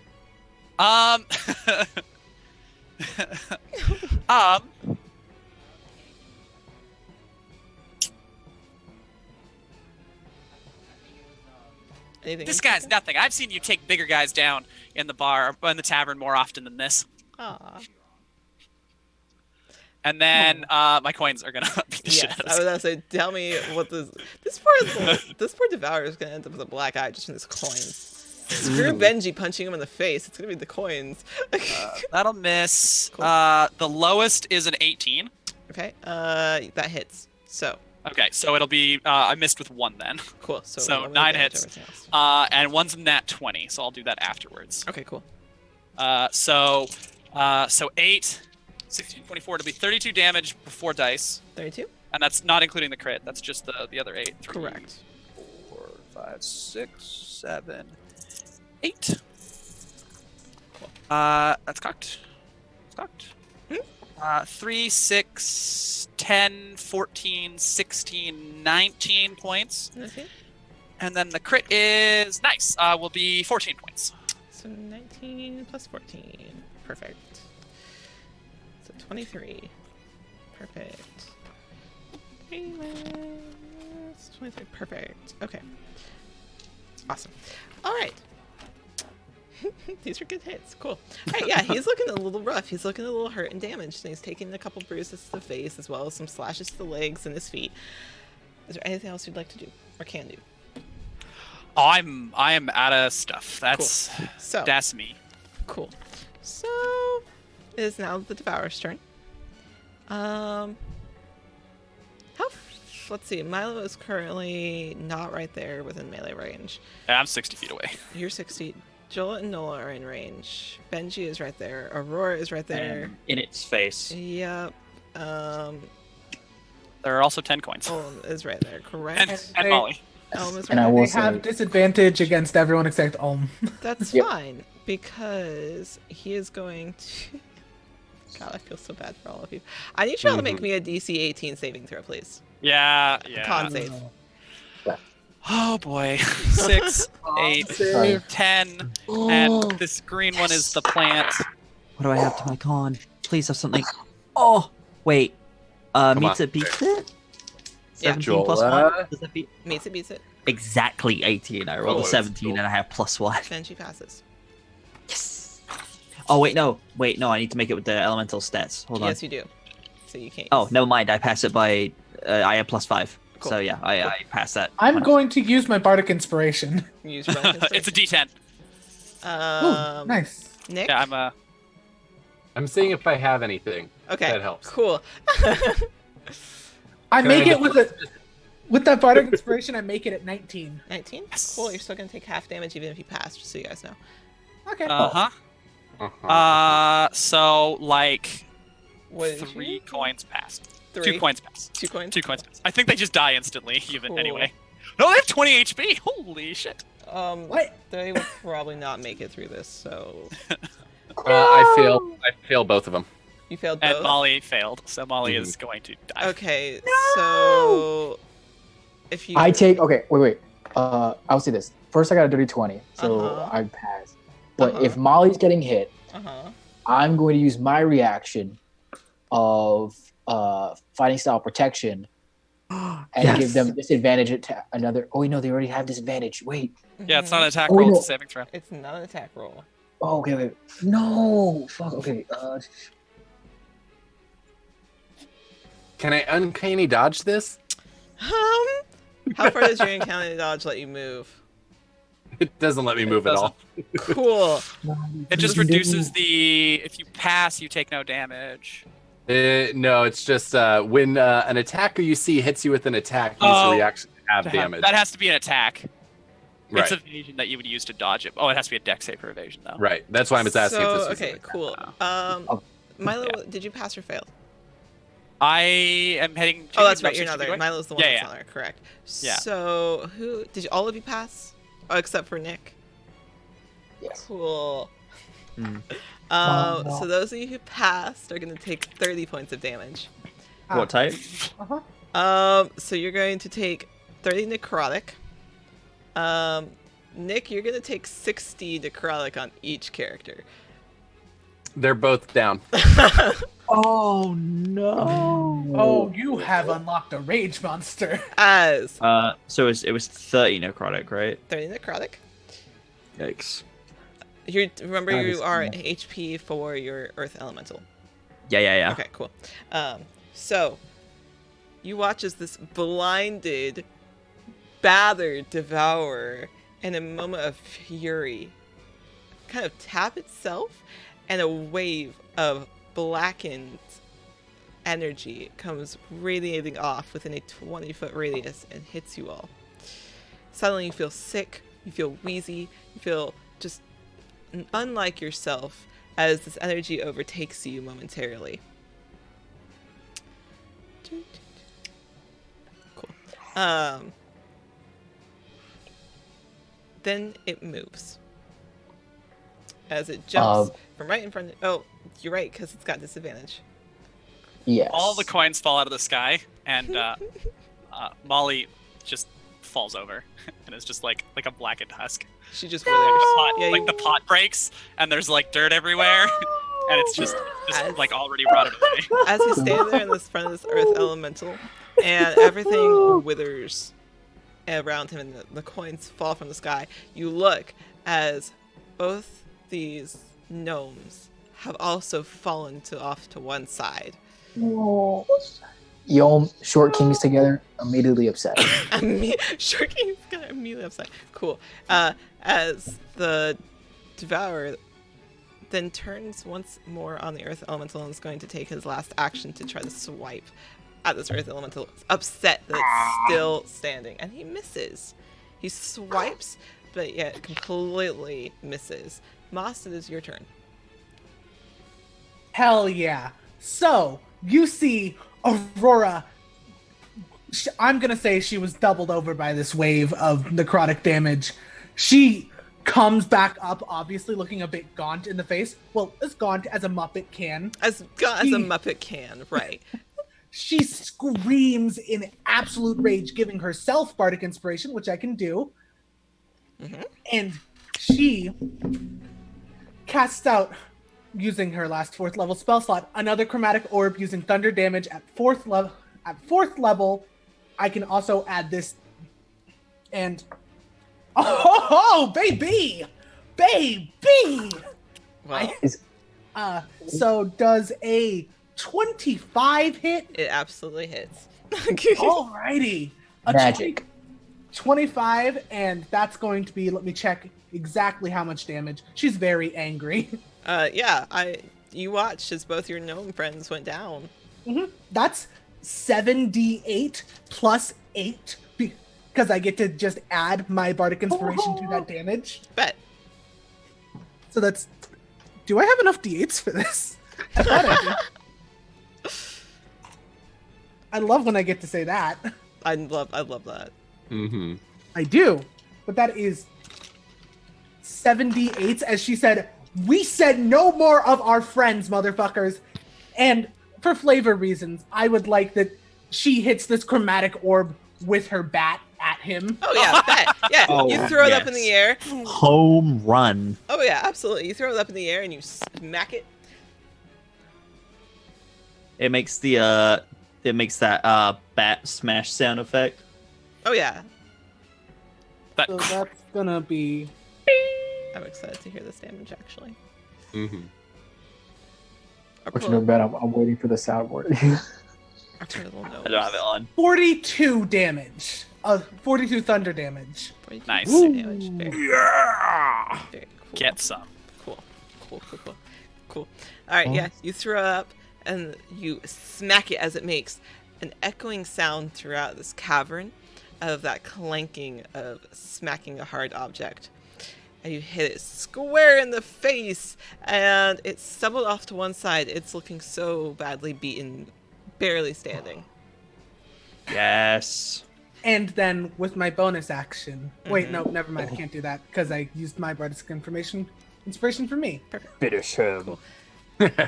I would like to look at Emil and say, finish him. Ben? I'm not up anytime soon. I don't think so. Am I next? Wait, who's next? No, Benji is. Benji is. Oh, then that goes to Benji.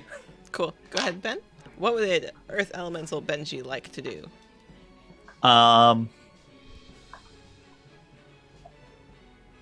You've watched as both your gnome friends have been downed. Yeah. You just watched him get literally smacked in the face with a chromatic orb. How weak is it currently looking? He's looking pretty rough. He's still standing, though. Who's next after me? Nola. But Nola is currently downed. So technically cleric. Alright. Let me double check a spell real quick. Might change out of... Hey, real quick, one small thing. I did that math wrong. It's technically 43. Okay. Okay. It matters Got to it. me. Got it. I got it. Cool. It's adjusted. It's very gorgeous to me. Are they both the gnomes down next to each other currently? Yeah, they're pretty close to each other. They were basically fighting in the same area. So they're within 5 feet of each other. They are. As in, cool. All right.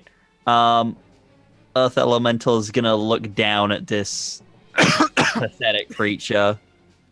And whilst the temptation to just smash it and finish it off is there, it's just gonna take a moment, and then it's going to bonus action drop out of elemental form. And as it lands, as he lands on the ground, just gonna stab his staff into the ground. Is going to cast Healing Spirit, which is a 5-foot cube between the two of the gnomes, which heals them by 46. 46. They both get 20 HP back. Oh, Very nice. So they are both back up. Cool. oh my gosh. Is that But my elemental is gone. Yes. Is that the entirety of your But it action? was worth it. Thank you. Do I that is a bonus action actually to do that. No, didn't you bonus action come out of your You wild can't- you bonus wild action shape? came out of your wild shape. It's I No, mean, I no, dropping can't- wild oh. shape is just you just drop it. It's like concentration. Oh, that's You right. get It's it. concentration. Oh, So yes, cool. you get Yeah, Yes, so I do have an action. Nice. Woo. Okay. Is there anything else currently surrounding it? The creature. Oh, it's like, Besides all of your party members, except for Milo. All right. Damn it! I only have 2 attack spells, and one of them would hurt You better make a choice. Foxy, and the other one is a bonus action. I can't do that because I've already done a bonus action. Because I was gonna Flame Blade, but it's bonus action to summon it. Oh, But I do also have Moonbeam, but that'll hurt Moxie. You already cast a spell. Mhm. As bonus Oh, action. true, Can't cast a true. spell. If you want to put your turn there, you can. No pressure. I'll just run up to it and whack it with my mace that I Cool. have. Okay. All right. Roll the hit. Ah! After all that, I just finish it with a. Aurora has inspiration. All right. Thank you, face. Cool. Mace to the face. Skadoosh. Mace to the kneecap, maybe. 17, 11 plus 6. Yeah, you barely. Woo. What's Right. the damage, Ben? 1d6 plus 2. That's a 5 plus 2, so 7. Cool. 7 bludgeoning damage. Cool. Does he do it? No. Ah, You're close. You're close, but not quite. Cool. So, top of the round. I Our gnomes. break its middle toe off. Yeah, you did. I really want to get to with my a turn. spike to make. I Our have the best idea. gnomes have been down and now they live again. What would Nola like No. to do? Oh. Nola stands up and goes, and then goes immediately to stab it. Ah. I love Nola. I love Nola and Jola. Okay, roll ahead. We got a hydrate, so everyone hydrate. Ooh. Thank you, All Saf. right. I'm gonna be honest. I don't have water, so I just brought up my mug for solidarity. Let's see. That's a 19 with the rapier. That hits. Okay. will save my friends. That's what Benji would say. And then, oh, Yeah. and then that is As he was healing you guys. Yeah. 9. Wow, finally actually rolled. Okay. That's spicy. So that is, oh, come on, 20 total points of damage. Cool. Yo. And then Nola's going to bonus action disengage and walk 25 feet away. Smart. Smart of Nola. Perfect. All right, cleric. If that is all from Nola. Yeah, Cleric, it's that's your turn. Nola's whole go. Saf said it's 100% dirt in the mug, and I 100%. That's all I drink is dirt. I must hate it. consume dirt. Oh my god. All right, cleric, it is your turn. You see, Thank you, Ben. As our Oh, sweet dear. gnomes I have the came, best idea. as our sweet gnomes live again. Mm-hmm. here's what here's what Yells to do. He is going to just scream out, "Be returned to the earth with ye, to the dirt," and just like have his mole rear up and just like slam his war pick down as many times as he can, just as to honor his short kings that have fallen. Okay, cool. So we'll do the first attack. Okay, great. I'm gonna roll physical dice again. Okay. Ooh, Remember, that's you a have 15. advantage in all your attacks. Oh, I do. blind. Oh, I did have advantage. Everyone should have had advantage. I did not crit. Okay. Unless you can still see, I guess, Ivy would be the thing. He cannot. Should everyone have advantage? Okay. Yeah, if you're attacking a blind target. Oh, but I also don't have. Oh, right. Oh, Yeah. yeah. It would be a straight roll for me because no dark vision. Oh, should Yeah, I? that's fine. I should have had Cancels advantage that. for that. I'm just. I gotta. Well, remembering the people who don't have dark vision are straight rolls. We got 16 plus 9, Cool. Hits. 25. And so I'm gonna use. Can I use the bardic inspiration? Yeah. On the. Yeah. Okay. On damage? Yeah, on the damage. Oh, are you that kind of bard? If you're using on damage, no. But if you're using on On attack, damage, yes. no. Yeah. I can use it Okay. on damage, but that's just for me. That's Okay. you. Okay. Want to make sure. Okay. So can I use the chat inspiration that I? Oh my god. Tell you what, go for it. Woo! It's a I'll D4, right? let you- Cool. Thanks, chat. We gotta stretch. Ooh. Stretch. Street. Oh, stretch. Oh, that dress is gorgeous. I'm I in a love it. corset, so I needed that. So good. Oh yeah. Look at all these beautiful fits. I was gonna say, look at all Stretch. these, look at these God handsome damn. people. I was Yeah. trying so hard to Oh, stretch look, without yeah. this crop top coming Sharp. all the way up. I Oh, feel yeah. that. God, that's a mood. Oh, sorry. We gotta stretch. Oh my Oh, god. Cleric's like, I'm wearing. you can't show the knee. You can't show the knee. No, no, You can't be show going ankle. around Oh, showing oh. ankles. Stop showing ankle. The internet's gonna think you're a whore. The Anybody knee- got a scarlet letter? I will wear that scarlet letter with pride. Oh my god. Okay. I got a 6 plus 5, so 11 damage on the first hit. 11 damage. Cool. Cool. And so I guess I'll roll again. Mhm. For the second attack. So that's double 11. So 11 plus 9. That's both dirty 20s. Yes. So then we'll roll. I like how this is like the one round that nobody has missed an attack. We all went feral. I know. We were mad, and then we were Very ad. You all went angry on him. You're like, you've got Moxie, we're upset. Oh, you down two of our characters? It takes a lot to make Benji angry. Yeah. You killed Molly and you down two of our characters? Now we're angry. I'm very upset that Molly's dead, to be honest. I know. I Sam, am cry about that later. Mm-hmm. Oh Yeah. wait, I forgot something. Okay. Actually, we'll do it in the next thing. So I get 4 plus 5, 9 damage, My damage? Cool. and also since I still has my mark on him, Correct. it didn't go away. Mhm.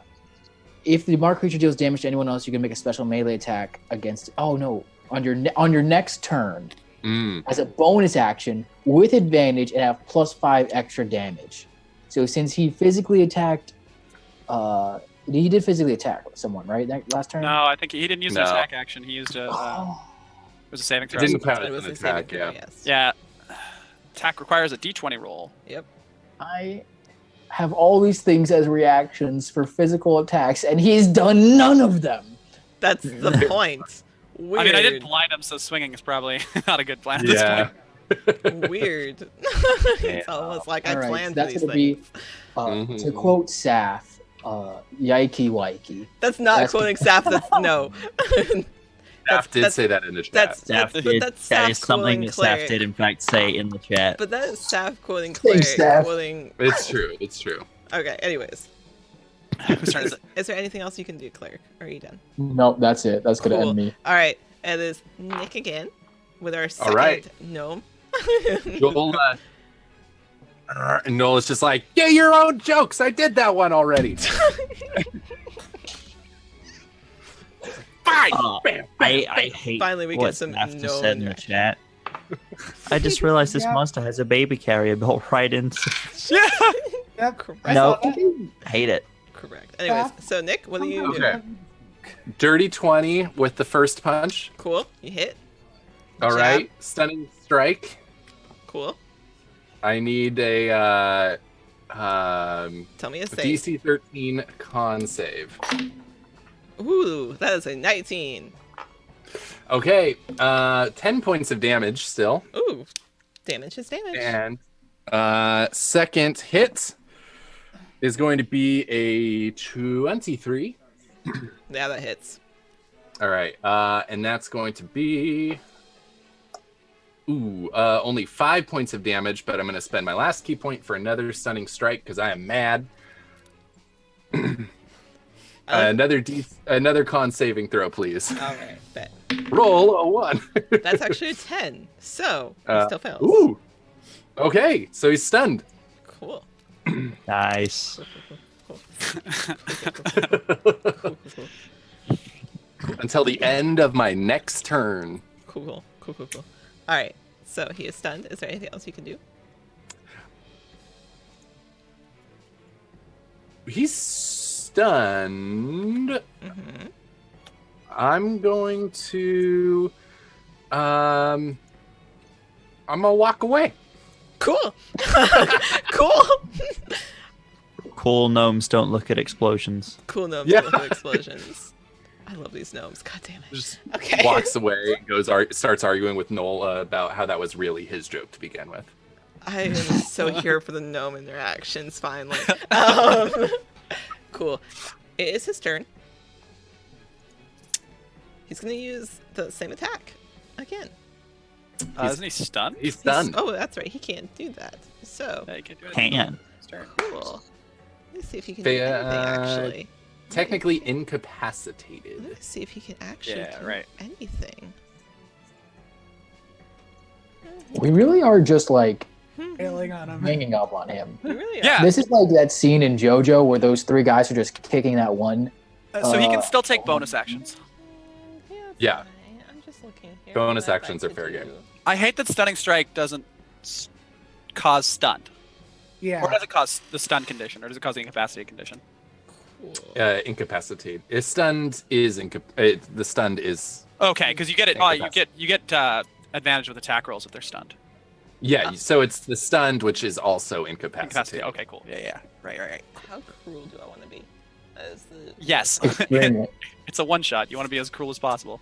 Soul Rend is not a bonus action, is it? No, it's not. How will you kill? But there's another action on this.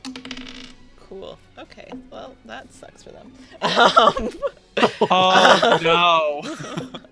It's fine. Yeah. So you watch stunt as Moxie, who has been unconscious this entire time, is spit up and out of the Devourer's ribs. Oh. Gaunt. And Benji, you don't sense a soul.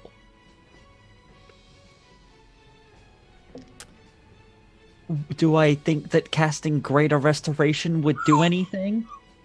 Oh, you don't know.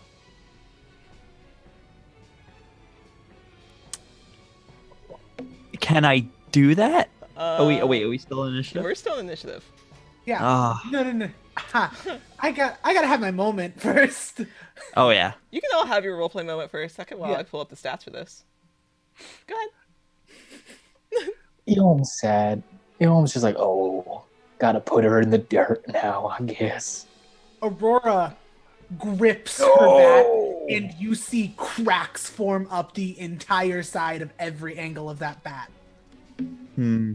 She is actively fighting back tears, gritting Yeah. her teeth, raging. Benji is just gonna rush to her side, just hold her, and just prepare to try and cast Greater Restoration on his turn. Cool. Just like being like, no, Moxie, no. Just yeah. Cool. Yeah. Okay, cool. I just had to pull up the stats for that. Okay, so that's the only thing he can do. I think that was painful enough for you all. As it is Aurora's turn. Woofy. So she's gonna charge another bardic inspiration into herself. Okay. Sorry for everyone else, but anger. No, that's fine. Go do it. Hey, fucko! Remember when I said stay down and you didn't do that? And that is going to be a. Let me roll that die. Not good. That's gonna be a 19 to hit with a chromatic orb. That does hit. That is going to. Yep, we're gonna take that 7 plus 6 d8.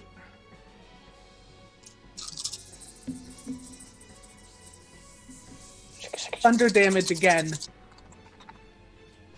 And she sends this one right into the chest cavity. Cool. Perfect. I like it here. I like it here. So that's gonna be.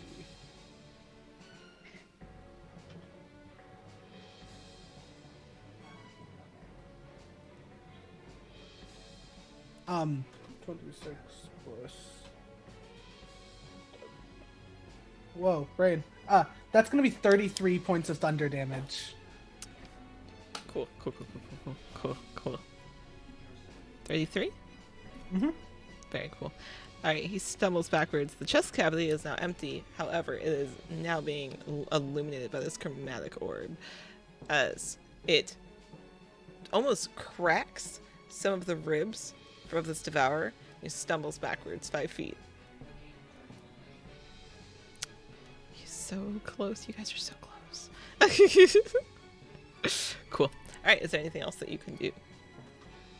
Outside of scream, someone finish him off? Cool. Not really. Cool. Okay, you scream someone, finish him off. Benji, it is your turn. I'm looking at Greater Restoration. I won't do anything with that. You can certainly try. I will say I've looked it up, so I know the answer depending on what you choose to do.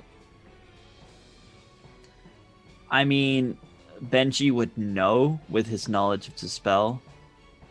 So I'm guessing it won't do But have you anything. seen a creature such as what he has turned her into? Is the question. I mean, She doesn't have a soul, she's not. So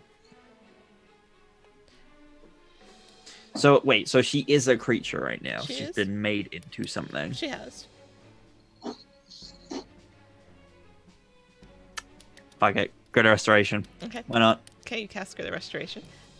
Mhm. How many hit points does she regain? It doesn't regain She hit just points. she just is at 0. Yes, stable, I believe. It's one effect. Yeah. One effect, one curse, or and any reduction to the target's ability scores. One effect, reducing the target's hit points maximum. So she would be at 0. Yeah. Cool, she's teleported right back into the devourer's ribcage. What? What? I don't know why I said something like that. It was either going to be that Cool. or Yeah, she you gets cast Greater killed before Restoration, the she boss. hits 0, and she's teleported right back into the ribcage. Do I sense that she's alive She's a 0. still now, though? Ah, fuck. Okay. Is she stable, though? Yeah, she's stable. She's stable. Okay, She's so back she's in not the ribcage. on death stage. Is there anything else Cool. you can do? That was my action. Cool. That was a spell as well, so I can't do any bonus action spells. No.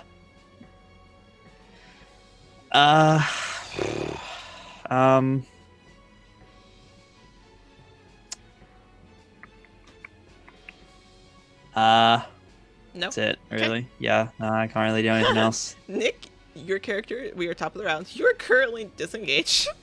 Did we miss me? I think we did. Did I? Yeah. Oh, you're right. I Yeah. did. All right, go ahead and take your turn, Andrew. Okay. I'm sorry about that. I had you written No down. worries. Next to you. I have a really dumb idea. Do it. It's a one shot. It's a one shot. It's okay. You've got one shot, So- literally. If a creature falls on another creature, they both take the falling damage. Okay. Okay. Okay. So Hmm. I'm going to take out my briefcase, basically prepare to crack it in half as a bonus action to open it. Okay. And then I'm gonna dimension door.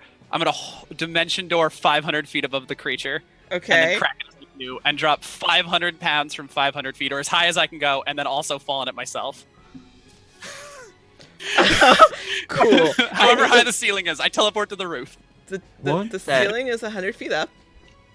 Okay, so I will go 100 feet up. I'll open the bag. It'll scatter everything 100 feet because it falls in the square it's in. So it'll fall straight down, and then I will fall right behind it and land on top of him. Okay, hold on. Cool.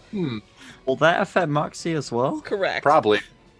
Probably. Oh Hold on. I need to do some math now. Revivify, right? I don't have Revivify. Okay, so hold on. I would have used that if I had it. So I don't have it. I'm not a cleric. No, I'm a cleric. Hey. Okay. Surprise! It's the third gnome that's the cleric. Surprise! The trench coat Surprise! was a cleric the whole All time. gnomes in different Okay, colored trench I need coats. to roll some The dice. gnome breaks in half, and it was 2 kobolds. I would die. Okay. Nolo was I need actually like to had a third that was roll because some she was so dice here. dummy thick. The third was just exclusively Ass. exclusively thickness. Okay, so that's 8.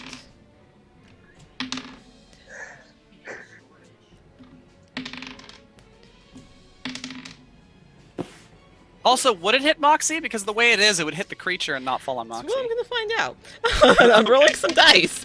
Hold on. Uh-oh. Well, mine in the creature, like inside it. Yes, So that's this- why I'm doing some math here. This is not something I counted. Would we hit any of us? No, this is just for you, Nick. This is you, just for Nick. the. Would it hit any of us? Oh, crap. Since I'm like, No, it only hits the I'm 5-foot far square. away. The creature's Yep. bigger than 5 feet. It only hits. Okay, Oh okay, crap! okay. I'm rolling. Okay, hold on. I will say, 1, 2, 3. because it's incapacitated, it automatically fails strength or dex saves. You are correct. That is not the issue. Cool. I was trying to calculate 500 pounds of fall damage. Yeah, as well as You mean- how much You damage. didn't count for 500 books. I did not. fall I die. did not. Okay. Because you I were looked at my spell list. I'm like, I don't have any damaging spells. Then I was like, wait, though. because you were also What? falling 100 feet. Well, Because you were also falling How 100 much- feet. That's why. how much damage does it take from the feather from the falling items? Oh, you're gonna kill it. Okay, I'll feather fall myself. Okay, great. Great. I did not do this without a plan. Cool. Because I was like, cool. But the best, So you cast Featherfall on yourself. yeah. How much does it negate? Like All of it. how fall or fast do you fall? Oh, 60 feet per round, so I'll take 66 Okay, cool. 66. Cool. instead of. Yeah, because Instead you of would 10. you would have taken 45 damage. That's why I was like, Oh, I could survive that. you could have survived. That was what I was concerned about. No, okay. So, Anyway, interesting. So that was a lot of books. Because falling damage is 1d6 per 10 feet. That does not negate all of the weight that would have fallen anyways, because you can only do 20d6 falling damage. So it would have killed him one way or the other. So you watch as Milo dimension doors and is currently out of sight. But you watch as books upon books upon books and a single bucket fall from the sky. bagpipes, a barrel. Yeah, there's like a bagpipe the barrel. entire library of random stuff. Suddenly, yeah, basically everything that you've ever seen in the library that Milo operates and runs starts falling from the sky directly on top of the Devourer. Hold on, I'm gonna just say something. Cool. Okay, so as things start piling upon him, he falls forward on his chest. Everything's quiet. However, before he falls, the bucket does land on his head, and shatters across his head. His eyes roll up in the back of his head, and he face forwards. That's it. He is dead. Now that's fighting dirty. That's fighting dirty, boy. Yes, Milo. That bucket cracks in half, and it's just 2 halves of a bucket. But Jola and Nola both pull out flutes and start playing My Heart Will Go On. Currently, he is face forward. You do not know if Moxie is alive or dead, so you'd have to roll. Ben, you're muted. But you are out of initiative. I'm gonna just rush over and try and turn the body over to get to Moxie. Okay, See cool. if I can heal her. Okay, you turn the body over. That's Hold fighting dirty. on. I'm rolling her death Oh, yeah. saves. Hold on. How much damage do I take? No. Well, you would have taken 41. Well, with Featherfall? No, 41 was the total. Wait, why is she making death saves? I thought you said she was stable. Yeah, she was. She just had 500 pounds fall on her. Remember inside how of it. I said that those ribs had cracked, and there seemed to be little, cracks in between them? When you have a whole bunch of weight suddenly fall on top of your back. Yeah, this is. Oh my god, no. Hold on. Okay. Um, So, Benji, roll me a strength save, or a strength check to see if you can roll this large devourer over, because now there's books piled upon him as well. Just straight strength. Yeah, strength. Okay, that's 16. Okay, yeah. It will say that you're able to roll this. You're able to push some of the books off. Everything else, Milo feather falls lightly as you just watch as he just kind of lightly lands on his well, feet. I still fall 60 You feet. still fall, but like you're a Is little one bit of slower the than books it should be. the short history of dwarves? There's definitely the short There history is of definitely dwarves the in there. short history of dwarves. You roll to devour over. The ribs are cracked and shattered. There are shards embedded in his sides, from where everything just weighed on top of them. Moxie lays in his chest cavity. As you roll him over, you see her take a big breath of air. Oh my god. What? Did she roll a nat 20? She did not. She rolled Oh. a 3, a 16, and a 14. Oh my god, holy shit. Immediately cure wounds at 4th level, my last 4th level. Perfect. She heals. That's 48 plus 5. Hold Okay. on. Oh yeah, she's fine. She's absolutely fine. The rest of you now see that the party is unconscious in that corner. It's 18 HP back. Cool. They are alive. They are all unconscious, and they seem they seem like they've had that same necrotic damage done to them, but they are alive. They do wake up and move when you start messing with them and start moving them around. Find all 5 of them after all 4 after Moxie. I'll hit them with healing word. Cool. You are able to heal them. I was gonna hit them with the cure wounds. So Cool. like, You guys got them. So we have Moxie, which is our halfling druid. Oh no! Sorry. I run over to the treasure pile and I start looking for a gem worth 300, a diamond worth 300 gold pieces. Oh yeah, you can find it. Okay, I revivify the plant. I revivify Molly. Oh my god! I had it really, but I revivify Molly. So you watch as Milo, in a frenzy, looks over. He sees that the 5 adventurers are now stable. They're awake. You see Galvin. You see Myrick. You see Fenrir. You see Moxie, and you see Alish as the rest of the party is starting to bring them back and revivify them, whatever they need to do. And Milo, in a rush after seeing they're stable, runs over to the treasure pile, starts digging frantically through it, and pulls out a beautiful, pristine diamond. And look over to Molly, who is a husk of a plant on the ground. Runs over and starts casting the spell. And Molly starts slowly turning back into her green self as she comes back to life. As he picks her up and is able to carry her and just hold now the alive Molly. Yom walks up to Milo as he's reviving Molly and like kind of claps him on the back, like heavy clap on the back, and just like, Ow. she's made a good dirt, this one. Yeah, she really is. I will. And then I'm mending the pot back together and put her back in it. Yeah. You too. You're also made a good dirt, kid. I will kind of cast like some druid craft as well to kind of help her. Just Okay. get a little more green. The clutch magical secrets revived. The rest of Oh the my party God. is now awake. They seem a little traumatized by the entire experience. Moxie To help with the especially. trauma, Joel is handing out bottles of mead to each individual party member. Oh, Fenrir takes it and gives him a wink and downs it. I don't know. I think he's got a amazing have a better fighting chance with Fenrir now. Yeah, it was kind of holding him back, to be honest. Yeah, absolutely. But yes, the rest of the party is saved. Our NPCs have been successful. You have successfully rescued them. I'm very proud of you all. You are able to make your way with the rest of the adventurers back to town. You do not find the other adventurers that they originally went after. It's safe to say there was not a chance for them. Does the shambling mound come back? The shambling mound is busy, scared. You might hear him like the rustling of a shambling mound on the side. It avoids you as you walk. It does not come near. I'll just see it, just make eye contact with it, give it a smile, and go, "Hello."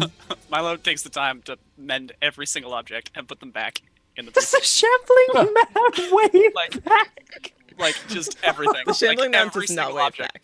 But yeah, you are able to fix Oh. everything. You especially look at how the bucket that fell on the Devourer's head snapped, which is almost perfectly in half, as it was the final blow to that shambling mound. Or the It doesn't Devourer. wave back. I wade out into the forest, flame blade, ready to cut it down. Leave the shambling mound alone. No. You turned him into a rabbit. No. No, you are able to make it No. back. You are able I to wouldn't do celebrate that. with Wrong drinks. character. Yeah, right. You are able to celebrate with drinks at the tavern. I will say, Eolm doesn't go back to the tavern. Eolm sees everybody, says sayonara, goes back to his hole. Is the adventure still back? Is the adventure better still in? So, the adventurer is not only guarding the hole, he is in the hole and has actually made it a little bit deeper. He looks like he's just kind of been sitting there all day. He's very red and sunburned. It looks up. Oh, you're back. Were you able to save the party? Yeah, you're back. You're drinking. You look like you've got some dirt on you. Yeah. I've been working on the. I hope that's You okay. need- This is some good work. You did some good digging. Make sure the dirt stayed circular and all that. You got a real talent for this. Oh, thank you. I was enjoying doing it. Do you wanna dig a hole? Yeah. I Let me show you how to dig a hole. And he jumps in the hole and just starts showing them how to dig. Cool. We pan out to the rest of our Oh. adventures after. Can I do one thing? Absolutely, that's what I was about to say. If So- anyone would like to do a final thing. Yeah. So when Elam leaves, Milo goes after him and is like, and he's carrying Molly in the potted plant. Doesn't have the briefcase, left it back at the end, but it's like, hey, Elam, you said that the dirt that I got for Molly was really good, but I only had the little bit, and I wasn't able to scrape enough of it off the cave. Could you give me some good dirt? Yeah, I'll give you the best dirt I got. Goes into his beard. Oh. Pulls out a bag that's full. It's like, this dirt. You wanna know where I got this dirt? I do. I really do. You just drill. Pours. Pours Molly's like like the. dancing, singing in the rain. Hi, Lark Network. Hey, Lark Network. Hi, Lark. I like. I killed a devourer with a loves- bucket. We killed my party killed a devourer with a bucket. And I turned a shambling mound into a rabbit. Cool. I would like to say, after that, and like probably about halfway through drinking and revelry, Aurora sneaks out and starts to pack her things. She has decided after that fight, she is maybe not bloodlust might not be quite the word for it, but she wants more of whatever it was that happens there. She's gonna go out and adventure on her own. Fair enough. And I will say, after you give Milo the dirt, As he's walking away, he still has the big dirty handprint on his back because he hasn't cleaned it off. Aww. You see Holmes sees that, it's like, that's it. That's the dirt boy I knew he was. So our two gnomes, Nick, thank you for the follows, guys. We appreciate you guys. Thank you guys.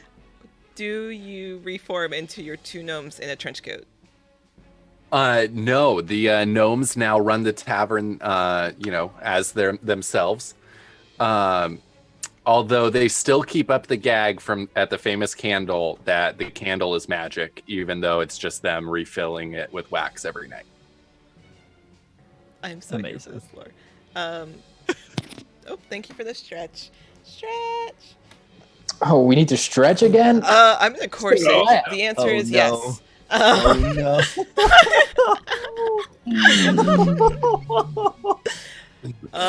Okay, cool. Does Benji... No ankles on Twitch.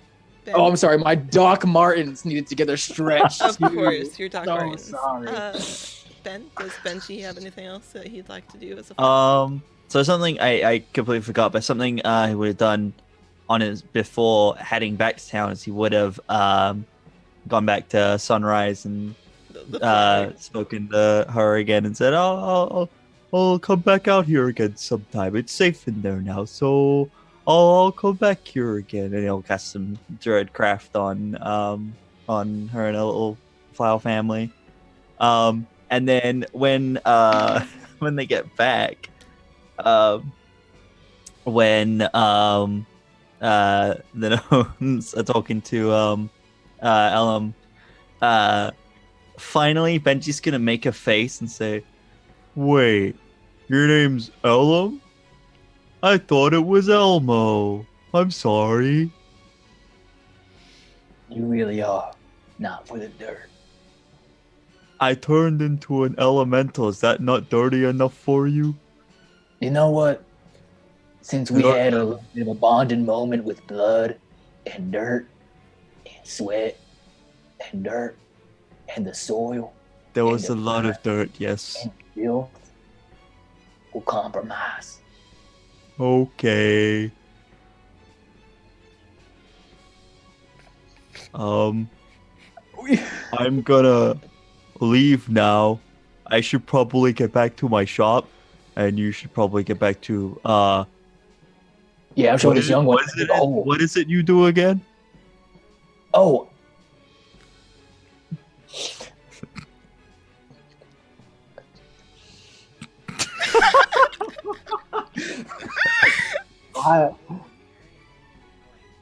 I'm thinking of which one's funnier, and both of them. Well, say it. Oh, I'm sorry, I didn't tell you. I'm the local grave digger. Oh, well, I'm glad you're out of business today. Yeah, I really wanted to dig Nobody died. Foxy's pool. I built this hole especially for those adventurers because I heard rumors, but now it's a hole that's gone to waste.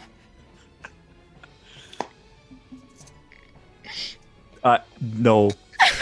I don't want any of them to die. I like these adventures. They're my favorite group. At that, Moxie will actually walk up and Moxie! Look up at Benji.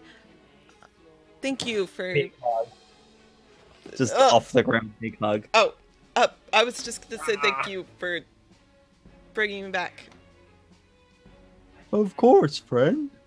I wasn't gonna let you die. What would I do without you? And we fade out. After the party has, with a roar going off and adventuring herself, going on many an epic tale, many of which adventurers from all over hear tales about. With Joel and Nola running the tavern now, keeping the magic alive as their gnome selves. Benji making sure to help the plants and they grow, and actually Sunrise, I rolled for it, used that Druidcraft on Sunrise as she actually overtook part of the forest. She kept growing so large. So now there is a beautiful garden in one part of the forest by this cave that was once inhabited by a dragon named Sunrise. that if any druids were to go past and speak to her, she'll tell them why. You went on to dig more holes with more dirt, and the adventurer actually became an apprentice underneath you, and is thriving. Milo went on to become even more engrossed in his books with learning more knowledge and becoming actually a proprietor of one of the largest libraries that the country has seen. And there we end our tale of our wonderful NPCs. Yeah. That was so much fun. That was amazing. That was so much fun. I loved that. You guys did a wonderful job. If you would like to give your handles and where to find you, we'll start off with Nick. Ooh, all right. I am Nick the Tiefling. You can find me everywhere at Nick the Tiefling on TikTok, Twitter, Twitch, and as well as on a few streams, including one tomorrow, which is Let's Get Wild Mounts at twitch.tv/criticalbard.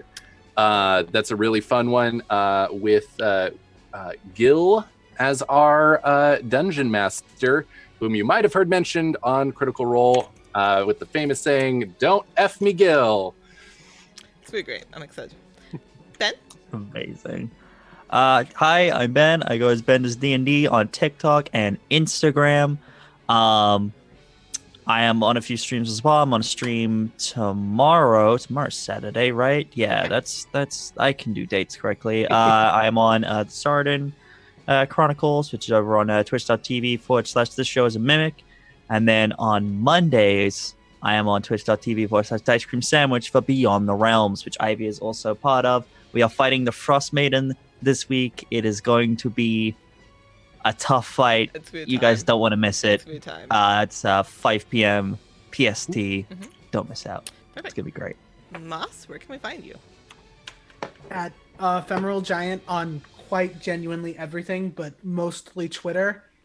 And also every Tuesday on Archetypes with Attitude on Twitch, and soon to be every Friday on that same channel, Neverland's Call, with Din from Ivy's Game and Andres. Speaking of which, Cleric, where can we find you? Speaking of, I'm Cleric34, and you can find me on Twitter and Instagram. Not Twitter, Twitter and TikTok on the same handle as Cleric34. On Instagram, it's Cleric_340. I'm upset I didn't keep the brand synergy, but so you can find me on there, and then also on Moss's game. That's going to be start April 30th, every alternate Friday, playing Gobia Scopy, the Rabbit Folk Life Cleric, and also on one other stream as on the Lark Network actually. That's going to be soon to be announced. It's going to be a superhero campaign, which I'm very, very excited for. Nice. I'm excited for that one. And last but not least, Andrew, where can we find you? Hi, I am the Andrew of @Baxter&Andrew on TikTok and Twitch. My next stream is Sunday, where I will be DMing Houses of Barovia, which is a Curse of Strahd homebrew campaign that has been going really, really well. Monday, I have Catnips and Cantrips on guesting with on my show Subclass Tune-Up, which is 3 p.m. PST, where we're going to take a subclass and then just re-jig it so it's more powerful or bring it up to snuff or more flavorful, whatever. And then my new show that I'm very excited about on Tuesday is Baxter's Cellar of Madness Challenge, which is basically D&D and American Ninja Warrior slammed together as 3 players try to get through a very dangerous dungeon in a time limit. However, the big thing is that I will not be running the dungeon. Ivy is my guest villain for the first show, who is going to be trying to kill Ben again. I'm going to try killing Ben loves again. to kill me. I'm going to try killing Ben. So that is also 5 p.m. PST on Tuesday, and I think that'll be really fun because the dungeon's great. So I hope to see people there. Perfect. I'm Ivy. I was your DM for this evening. I DM every other Friday here. Normally we do a all-female campaign called The Rectification, which is currently on hold. So you'll see one more of these one-shots, which will be very similar to this one. Same party, different premise, different scenario. I'm super excited. That one will have Tryhard Von Edgelord, Dice Cream Sandwich, the Super Goat. Who else? Let's see. Levi, which is Dadcore Heartthrob, and Roven the Warlock. So 5 wonderful individuals. Let's see. Additionally, we have sometimes Dungeons, sometimes Dragons, which me and Ben host here together. Monday Beyond the Realms. Every other Wednesday on Lark Network. I'll be Tuesday over on with Andrew. I'm super excited. I can't wait. And you can find me in the chat on Dice Group Sandwich every other Wednesday, modding the chat. So, perfect. We are going to go raid, I believe, Dork Tales, because they're live still, and it is late. So, raid. Let's see. Raid. But I would also like to say one last big thank you to Ivy for running this one shot. Yes. Thank you, Ivy. This is so much fun. I'm glad. I never get to be a player. So amazing. Mm-hmm. It was such a fun concept as well, because like all of these characters we got to play are the kind of characters that normally we wouldn't really go for, I think, just because just the whole concept because they're is NPCs. like, no, you're an NPC. Yeah. Like, okay. They're the strange NPC you make to entertain the party. Correct. You guys are the strange NPCs that you make to entertain the party. But perfect. Well, I am the NPC in real life. Perfect. I will go raid NPC Dork of my Tales. own story. Perfect. All right, we're gonna go raid Dork Tales. They are currently I doing guess. a homebrew campaign, I believe. They're great. But have a good rest of your evening, guys. Thank you for watching. guys. Bye.